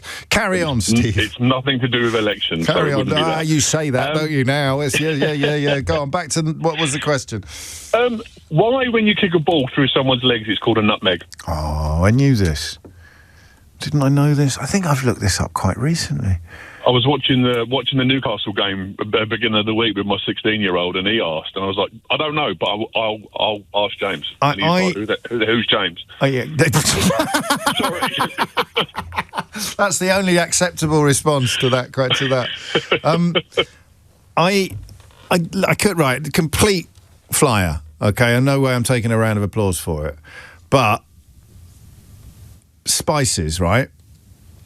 Very expensive. Back in the day, go back to the 19th century, and it was quite. Between you and me, Steve, and no one else is listening, did you ever, for example, buy a lump of licorice outside a nightclub in Barnsley in the 1980s and then got home to discover it wasn't what you thought that you were actually buying? Well, I only moved up here about 4 years ago. I should have been able to clock that from. I should have been able to clock that from your accent. All right, but no, I'm not a fan of licorice, so okay. No. So substances are often sold under false pretenses, never more so than spices during the heyday of the spice trade. So I wonder whether people would sell fake nutmeg in the 19th century, and therefore being nutmegged became a byword for being swindled or bamboozled. and then it becomes the phrase that is used for knocking a football through the legs of an opposing player because you're bamboozling them. I'm not taking a round of applause for that. I'm just sowing the seed, Steve, of possibility in your bulbous brain. And I'm happy to accept that seed. But said the actress to the bishop. Goodness gracious. But you're not going to take it as an answer. No, because I don't think it really relates to football. No, but it wouldn't have to. It would just have to be a football-related thing, or who knows. It would just have to be a synonym for conning or swindling. But we will find out. It's on the board. So we've got www. We've got trousers, or perhaps more accurately, jodhpurs. Do they say? I don't know. I think a jodhpur these days is quite tight all the way down from thigh to knee. And then we've got Steve's nutmegs. It is 12:16. James O'Brien on LBC. I should never have started this, but you are having an enormous amount of fun with the Alistair Heath headline generator, and happily you're communicating much of that fun from me. Here's one that someone's put through the system, and it's come out with: the left's unhinged hatred of Michael Fabricant's wig is driving us towards a terrifying abyss. I don't know how they do this, but it's brilliant. If you don't know what I'm talking about, you can rewind live radio on Global Player or the LBC app. Colin is in Liverpool. Colin, question or answer? It's an answer, James. Carry on, Colin. The www question. So yes. Pretty simple one, and it goes back to kind of the history of the internet when the internet was still a child. What you used to have different servers for different purposes and different things. So let's say lbc.co.uk, you might have an email server, a web server, a file server, a couple of these different servers, and because they all had a distinct address, an IP address, so they had different identities, you would put a prefix on the front of it to designate which one you were trying to reach. Right. So in other words, to get to your mail, you would go to mail.lbc.co.uk. Yeah. If you wanted your website, you would go to www.lbc.co.uk. Right. Now, as things have evolved, there's been a shorthand that's been introduced to just mean that if you don't put the prefix in, it effectively routes you to where the www goes, because that's typically what people want. They want the website. So people have just started introducing the shortcut. So it was never introduced. It just happened. It would always have worked, would it? Back in the day, if I just typed lbc.co.uk, no, not necessarily. Okay. Because it used to be explicit that you had to go to what you were trying to access. But because people got to realize that, people were forgetting the www, they made it also, it's called a redirect. So if you don't specify an explicit server, it'll send you to the www one. You do occasionally find a website where the redirect is broken and it doesn't actually take you to the website. Crikey. So it's just a shorthand. That's a perfect answer. That qualifications, Colin?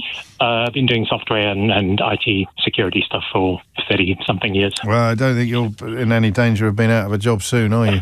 No, and I'm now becoming an AI expert as well. So, are you really? Yeah. Gosh. Round of applause for Colin. Lovely answer.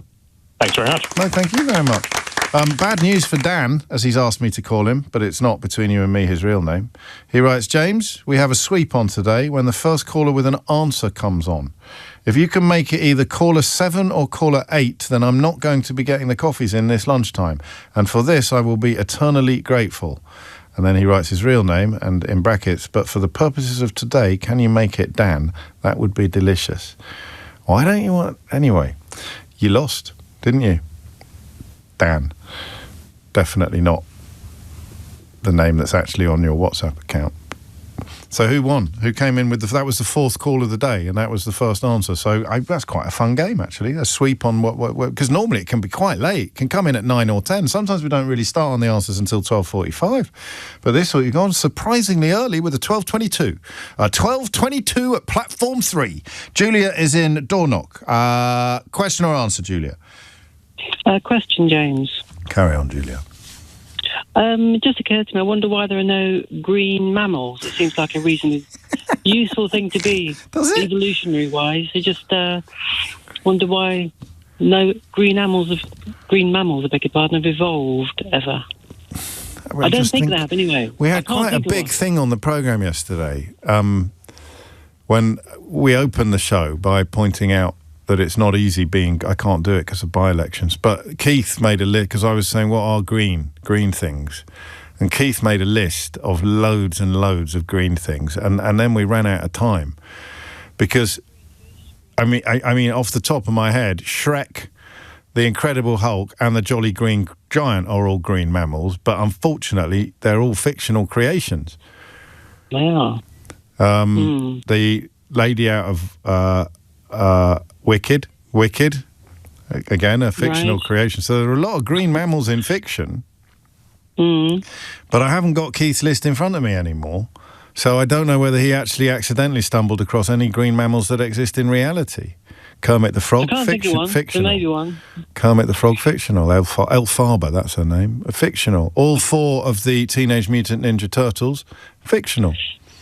They're not mammals, though, are they? No. Oh, no, even if they were. Mike from Monsters, Inc. Mammal or monster? Can a monster be a mammal? I don't know. Is Shrek a mammal? Why are there any green mammals? Why are there no green mammals? Oh, to which are there? Well, exactly. To which an acceptable answer will be, actually, there is a green mammal, for example. Indeed. That would be good. Right, you're on. Yeah, green mammals.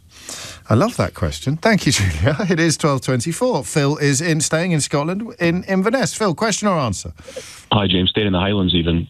You're right. I've got an answer to the German uniform trousers question. Go on, excellent. Like most of these things to do with military and uniform, it goes back to history, and this is from the sort of Prussian martial tradition. So these were the style of trouser worn by the Prussians. But the reason they're shaped the way they are is they're not actually trousers. They're what we would call a jodhpur, so like a riding trouser. Yes. I do remember there was a German hosen style word for it, but I can't remember what the first part of it was. And essentially they're that shape because they're tight at the bottom, so they can be tucked into boots, but they're baggy around the knees, so that when you sit on a saddle or move around, your trouser doesn't then pull out the top of the boot. So the cavalry became the tank regiments. They carried on wearing the same trousers. Correct. And and I guess they just sort of either it was a historical link or they just thought they were quite stylish. But yeah, they stuck with them in the same way that a lot of our uniforms today have linkages back to cavalry traditions. Yeah, one of my favourites, actually, from my days in menswear, which an earlier caller alluded to, is the strange epaulette that you get on a trench coat. And there's a clue in the title as to why it's called a trench coat. But on one shoulder, there'll be a flap that you can unbutton and button up again. And that was for your rifle butt. And I mean, I was selling trench coats in the 1990s on Regent Street, and I'm fairly confident that most of the people I sold trench coats to were not routinely shouldering rifles to shoot their enemies, or indeed anything or anyone else. But the thing had persisted. The style had survived. They still built trench coats with one shoulder having a flap on it for exactly the same reason that you just alluded to with, or that you just described with the baggy trousers, or the baggy jodhpurs, to be more precise. Yeah, absolutely. Things like duffel coats and Macintoshes, etc. Almost all of them are traditions in some form of uniform. Cardigan, early cardigan. Qualifications? When I was in the army, I used to train NCOs up to be instructors, and as part of it, they had to give both a theoretical and a practical lesson example. And I had a cavalry NCO who did a theoretical lesson on the history of cavalry uniforms. Sensational. Perfect answer. Round of applause for Phil. I love that one. It is 12:26. Couple of phone lines free as they are vacated by Phil and Colin. 0345 6060973 is the number you need to get your question on the board, or to answer Steve's question about nutmeg or Julia's question about green mammals. First question, of course, involving why we use that phrase to describe a sort of through-the-leg bamboozler in football, and why there aren't any of the latter. Why there aren't, apparently, to the best of our knowledge, there aren't any green mammals. 12:27 is the time. Luke is in Bromley. Luke, question or answer? It's a question, James. Carry on. My daughter had a hamster. Yes. Everyone loves a hamster. And my question is, why is it that it spends its whole entire life trying to escape? You get this hamster, you give it all you can, happiness and joy. Yeah. You cuddle it and stroke it, give it food. And it's constantly, you put it down in the lounge, and it goes round about trying to find a way out.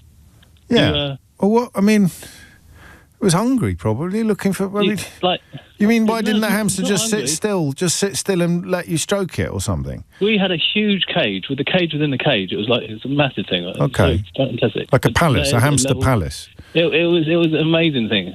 Right. It was privileged to the hilt. Okay, it was like from Eton or something. And yet, you'd hear constant rattling downstairs. You go downstairs because it's dark. It's time.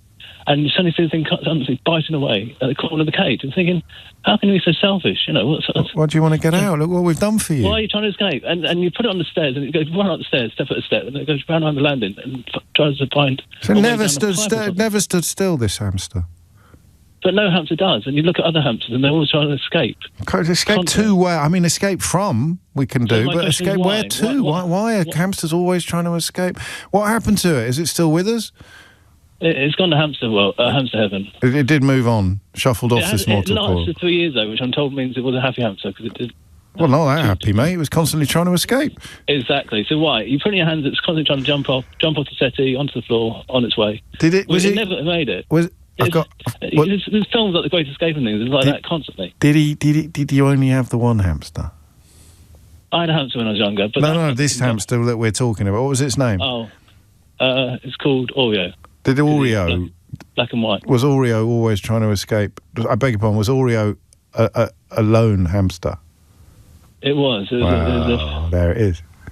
Do you think it was after a mate? I think he was looking for some. Perhaps. Well, I mean, what would you do in those circumstances? I don't know. Well, answer the question. I'll try and escape. It's true. I'll try and escape. Well, we'll find out. But if you'd had two hamsters, I wonder if you would have had the same experience.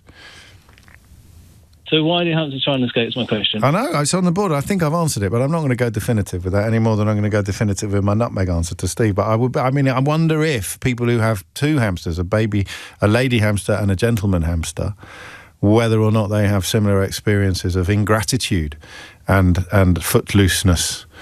We shall probably never know, but we may find out. It wasn't green, was it, your hamster, by any chance? It was black and white, but James, you creep down the stairs when he's rattling away, and then as soon as he sees you, he freezes. Did you shout at it sometimes about its ingratitude? Did you say, "Are you not entertained?" What are you doing? Yeah, you push nuts through the cage and things. What more do you want from me, Oreo? What more do you... I tell you what, that hamster really takes the biscuit, Luke. It did. So why? Why, indeed. It's 12:30. Amelia Cox has your headlines. James O'Brien on LBC. 12:33 is the time. Questions that still need answers, largely about hamsters, green mammals and nutmeg.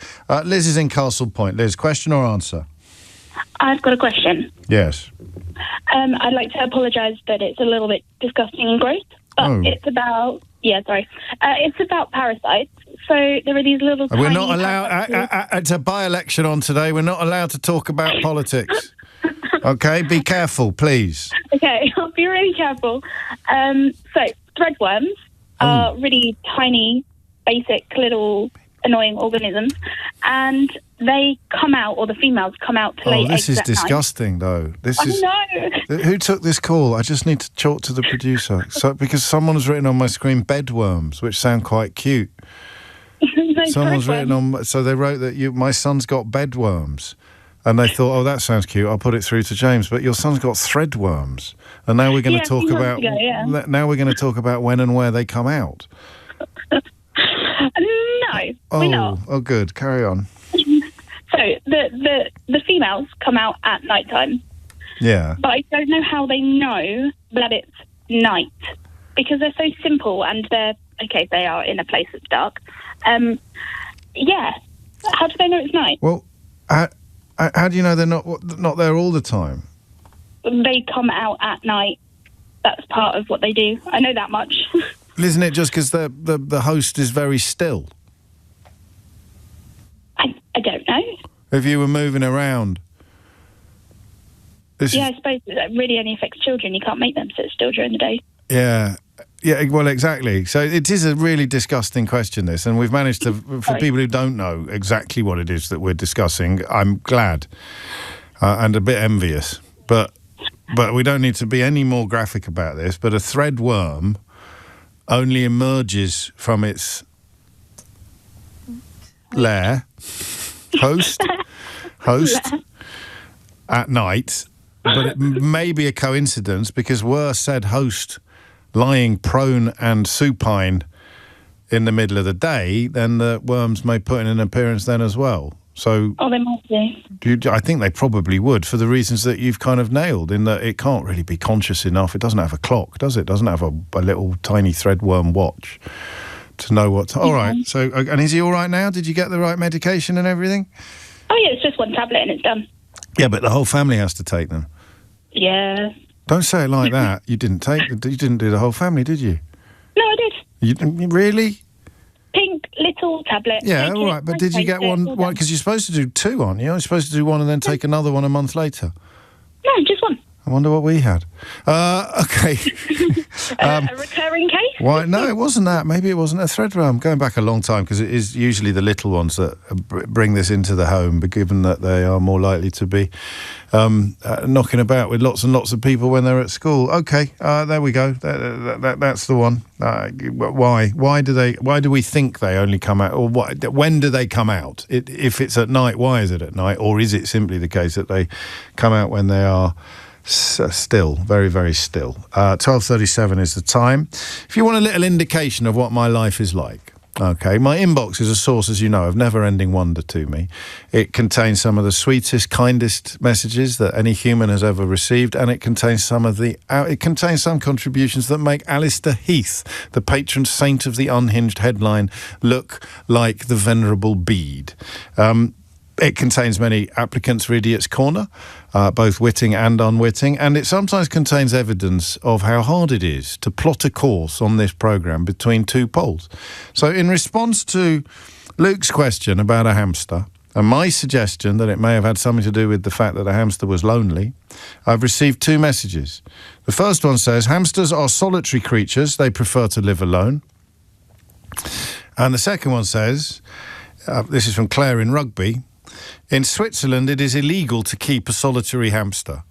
I suppose technically that both of those statements could be true, but it seems unlikely, doesn't it? Who knows? Edwin's in Swanley. Edwin, question or answer? Question. Carry on. Hi, James. Thanks for a great show, by the way. Oh, cheers, mate. That's all right. So, what is the purpose of a bobble on a bobble hat? I like that. Makes a bobble on them. When they were knitted, something to do with knitting techniques, easier to take off. No, not really. Get it off the. I mean, it could just be a style thing where they look better with a bobble on top, couldn't it? Because if anything, they're a nuisance because they get caught in things and kids run up behind other kids and put them off because of the bobble. The bobble. Yeah. Did you remember? Did you ever make a bobble as a kid? Do you remember with the cardboard and you No, you obviously don't. You cut a bit out of a cereal box. You cut 2 circles with a hole through the middle out of a cereal box, and then you would wrap the wool around inside and outside, and then you'd snip it at the end, and you had your own bobble.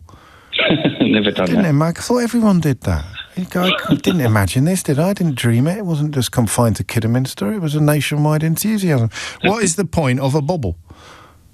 Is the question. On a bobble hat. I like it. It's on the board. Edwin's bobble question. 0345 606 0973. When and why and where? Hang on a minute. What if you were doing a job with low ceilings? And it would cushion the blow? No? I'm not sure. Why not? Well, I mean, it'd be a great thing to do if you were, like, down a mine or something. It'd be funny if that was the answer. Crawling through a tunnel and you bang your head a lot and then someone thinks, do you know what I'm going to do, Edwin? I'm going to put a bobble on my hat. I can't see what else works unless it's just stylistic. Anyway, it's on the board. Thank you very much. James is in Brockworth. James, question or answer? Hi, James. Hi, James. An answer. Carry on. The answer is in relation to the hamsters trying to escape. Yes. And what it basically is the hamsters have always had an instinct from their natural habitat of travelling at great distances at night time to search for food. And because they have this need to store food because they never know where they're next going to get it, yes. Even if they've got a full bowl in their cage, they've still got that active instinct to search for food, and their cage is only a tiny portion of what their habitat would be in the wild. Wow. So they will just be off on the look for food, regardless of whether or not they've just had dinner, and regardless of whether or not they've got loads of food back in their cage. They will just be genetically programmed whenever they find themselves in wherever they find themselves. They're genetically programmed to go and look for more food. Indeed. I mean, and also the fact that they have pouches to carry food at great distances shows that they take much more than they need in order for future storage. Because you never know, James.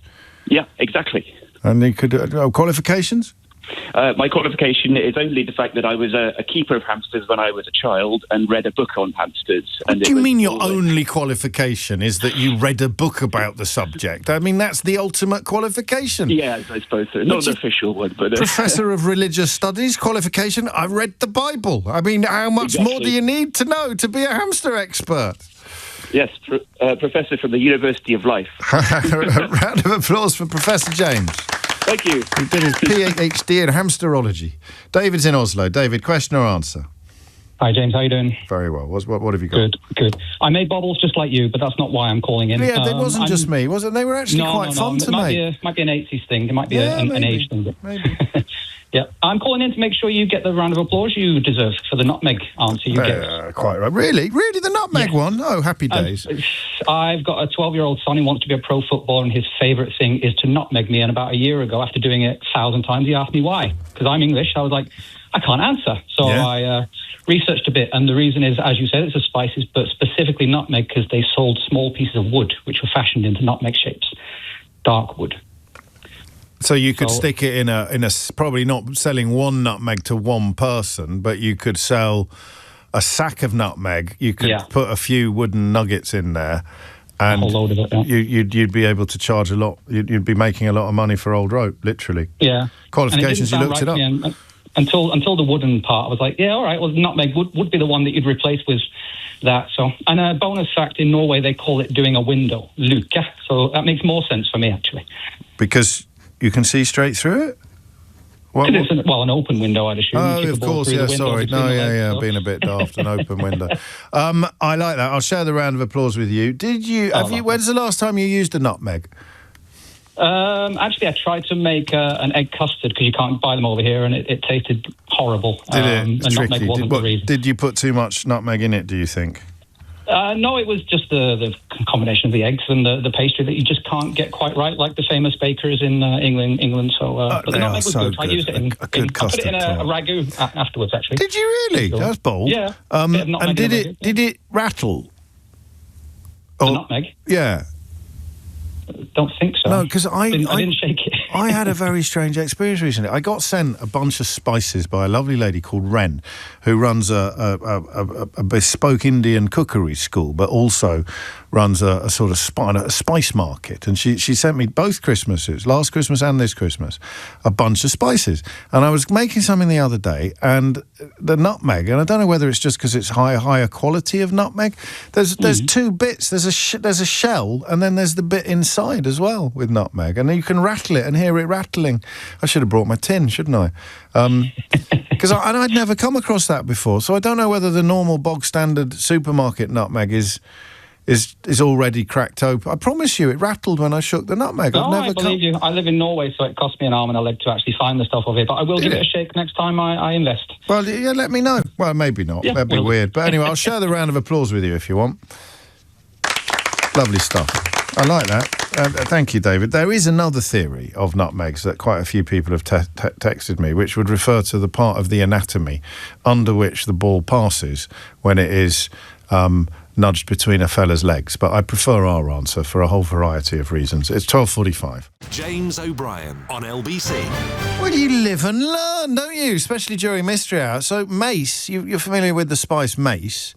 Mace is the outer layer with the nutmeg seed inside, and they are both harvested for spices. Somewhat unexpectedly, the mace is harder to harvest than the nutmeg. So once you've smashed it open, the nutmeg is a self-contained little seed, but the mace can splinter and go all over the place. So there it is. That's something I didn't know. I wasn't going mad. You can rattle it, but it wasn't a nutmeg I was rattling. It was the nutmeg that was rattling when I rattled the mace, because the nutmeg was the innards of the mace ball. I hope somebody somewhere finds that at least vaguely interesting, because I find it absolutely fascinating. Andrew is in Corfe Castle in Dorset. Andrew, question or answer? I have an answer, James. Carry on. So it's an answer to the lady's question around green mammals. Ah, yes, Julia. So the short scientific answer really is that as mammals, we don't produce the necessary pigment to produce green hair or anything like that. And do we know why that would be? Just as it's demonstrated, no? Because you'd have thought back in the day, if you and I were like hiding from predators in a grassy savannah, then having green hair would be really helpful. Well, yeah. I mean, I guess there would be other grass around us, so you could cover yourself in that. But there's definitely an evolutionary kind of answer to it. But however, the more interesting piece for Julia here, it would be that it really depends on who you are as to whether mammals are green or not. If you are, for example, a small little antelope or deer going about your daily life in the jungles of India, then to you, unfortunately, tigers are green. Because those deer or the antelope they register that frequency of light as green. Yeah, because I remember as a kid watching kind of programs and looking at orange tigers in green backgrounds and jungles and thinking, well, that doesn't make a lot of sense, surely. So it's about perspective. So it's a slightly more philosophical answer to the question. Yeah. So when is a mammal green? And the answer is depends what mammal you are. If you're human, then true. But if you are not human, you're the prey of something. I'm sure it applies to other animals as well. But orange tigers don't make a lot of sense from our perspective. Well, that's brilliant. I love that. Qualifications? Oh, just a science geek, and someone with a mind where these little bits of trivia come in and they tend to stick for some reason. That's helpful. I've got the opposite problem. Nothing ever sticks. But that's a lovely answer, and especially the little additional bit about the fact that actually you may well see a green mammal if you are not a human. You're a different mammal, different spectrums. And of course it makes sense. What's a tiger going to hide from with great orange stripes in the middle of the jungle? I'm still confused as to why we haven't developed evolutionarily green hair. It'd be very helpful in all sorts of, not that many environments, but if you wanted to hide in a field, well, then I suppose winter had come along. I don't know. Well played, Andrew. What time is it? 12:51. I've probably got time to squeeze in another. Well, hang on. Which ones still need answers? So we've got Edwin's bobble hat. We've got Liz's bedworms, which we will probably call them instead of threadworms, which is a much grimmer prospect. We've done Gregor's www. We've done Andy's military trousers. We've done Steve's nutmeg. We've done Julia's green mammals, and we've done Luke's hamster. So it's only just the threadworms and the bobble hat that remains. I tell you what, get another question on if you want, and I'll have a crack at answering it myself. We're becoming victims of our own success on Mystery Hour now, but I still have to pick a winner, of course. I still have to pick my favourite contributor to receive the Mystery Hour game. Diane is in Ross-on-Sea. Question or answer, Diane? Answer, please, for the bobble hat. Carry on. You were almost right. Story of my life. It was for cushioning. Yes, of course it was. Yes. It wasn't miners, it was sailors. When they were going below decks, the likelihood of bumping their head on the beams was very, very likely in... Well, of course it was. Anyone who's visited the Tudor Rose will know that they're really pokey little places, aren't they, the old-fashioned ships? So the bobble hat would go, not only would it keep your ears warm, but it would keep your bonds safe as well. Yes, and it would warn you beforehand not to raise your head too soon because you'd feel it brush as you were passing under a beam. Qualifications? I make reenactment clothing, historically accurate reenactment clothing for sailors. For reenactments? Yes, for reenactment. Well, do you know purposes. I also wanted to answer the military trousers because I know where they came from too. Well, do you know, this is quite uncanny, actually, because I don't know if you remember this call from last December. It's a couple of minutes long, so do bear with me. Basically, a knight means a soldier. Yeah. They were a soldier. They come across, they fight for William the Conqueror. They are nobles, and they start like that. But it changes, and by about the 1200s, they start to become less noble. A commoner or somebody not of noble birth or Norman birth can be a knight. Okay. And eventually that moves and changes again. You have the introduction of all the laws to do with how wealthy you look, like the sumptuary laws. Right. I mean, around that time. The big change, to answer the caller's question, is about the 1340s, 1350s, under King Edward III. Yes. King Edward III makes it a professional army. What are your qualifications? I have written a book called The Life and Times of a Medieval Knight, which comes out in January, and I was going to send you a copy. I don't know where to send it to. I can't. I'm so glad I shut up when I did. I was literally about to start lecturing the person who wrote The Life and Times of a Medieval Knight on the incorrect usage of the word knight in the context of the medieval period. There is an Anglo-Saxon word called there is an Anglo-Saxon word that sounds like knight, and they also say that it comes from that. There's different kinds of knights, but a knighthood itself is an award of land and responsibility to the Lord, and you get given a knight's fee, so you might have half an eighth fee in one lord, and you might have half a fee for a different lord, and you do your responsibilities, but under feudal system you're responsible for people below you as well as those reporting to those above. So you would look after the land and the people for the Lord, and you'd pass the money up. This is wonderful stuff. And how long was the book in the writing? To be honest, I've phoned you quite a lot when I should have been writing it. I'm the one who homeschools the feral kids. Well, you've got your work cut out, haven't you? A glutton for punishment. Yeah. And I have now in my hands a copy of The Life and Times of a Medieval Knight, Sir Geoffrey de Langley and Family, by Sandy and Redditch to you, but now to the world of publications and publishing, Sandy Wainwright, who, to go back to Diane in Ross-on-Sea, who also does the enactments. Yes. It's a small world, isn't it? So that she's got one coming up in May at the Evesham Medieval Market, but the big one, as you probably know, is at the beginning of August when they recreate the Battle of Evesham Medieval Festival. Ah. You're probably kitting people out for these events and didn't even know that you and Sandy were on the same thing. I mostly do for our local groups, but She does it as well. She does Vintage Stitches historical knitwear on Facebook. So you're in the same sort of ballpark. I wonder what it is about this programme that attracts women like you and Sandy, Diane. Well, we're sitting around the house listening to you because we can listen to you and do our work. These wonderful things at the time. And the book is magnificent. I've started reading it. The Life and Times of a Medieval Knight by Sandy Wainwright is published now by Pen and Sword Publishers, or www.pen-and-sword.co.uk. Do you want to mention your business, your commercial enterprise, or are you already inundated with? You're already inundated with requests. You're on. Round of applause for Diane. Time rather than a business. I know, lovely. I love it.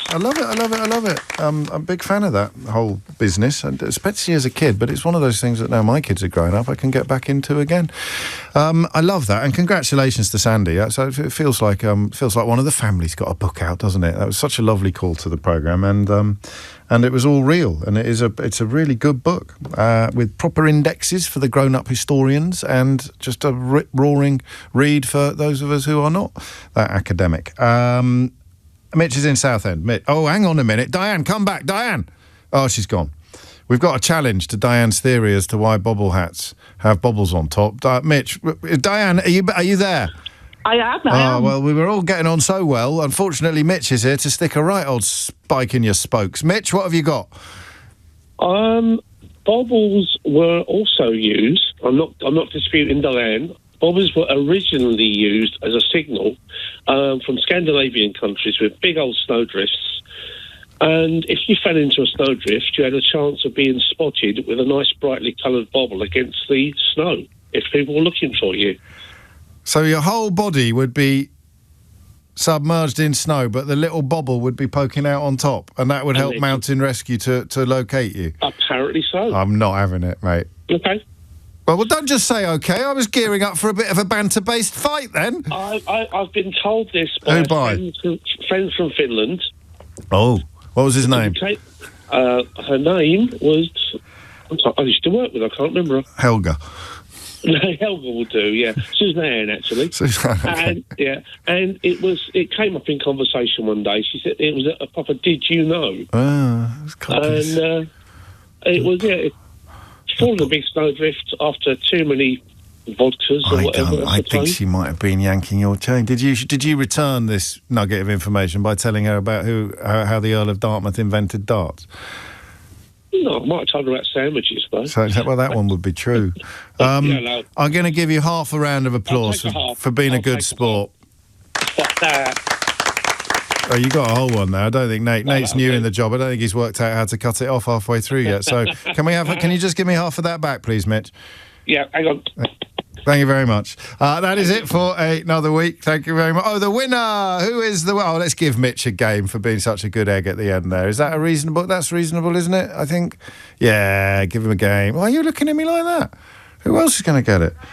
No, I'm giving it to Mitch. If you missed any of the show, you can listen back. You know how. Download the app. Anyway, it's free. Coming up at 4 on LBC, it's Tom Swarbrick. But now it's time for Sheila Fogarty. James O'Brien on LBC.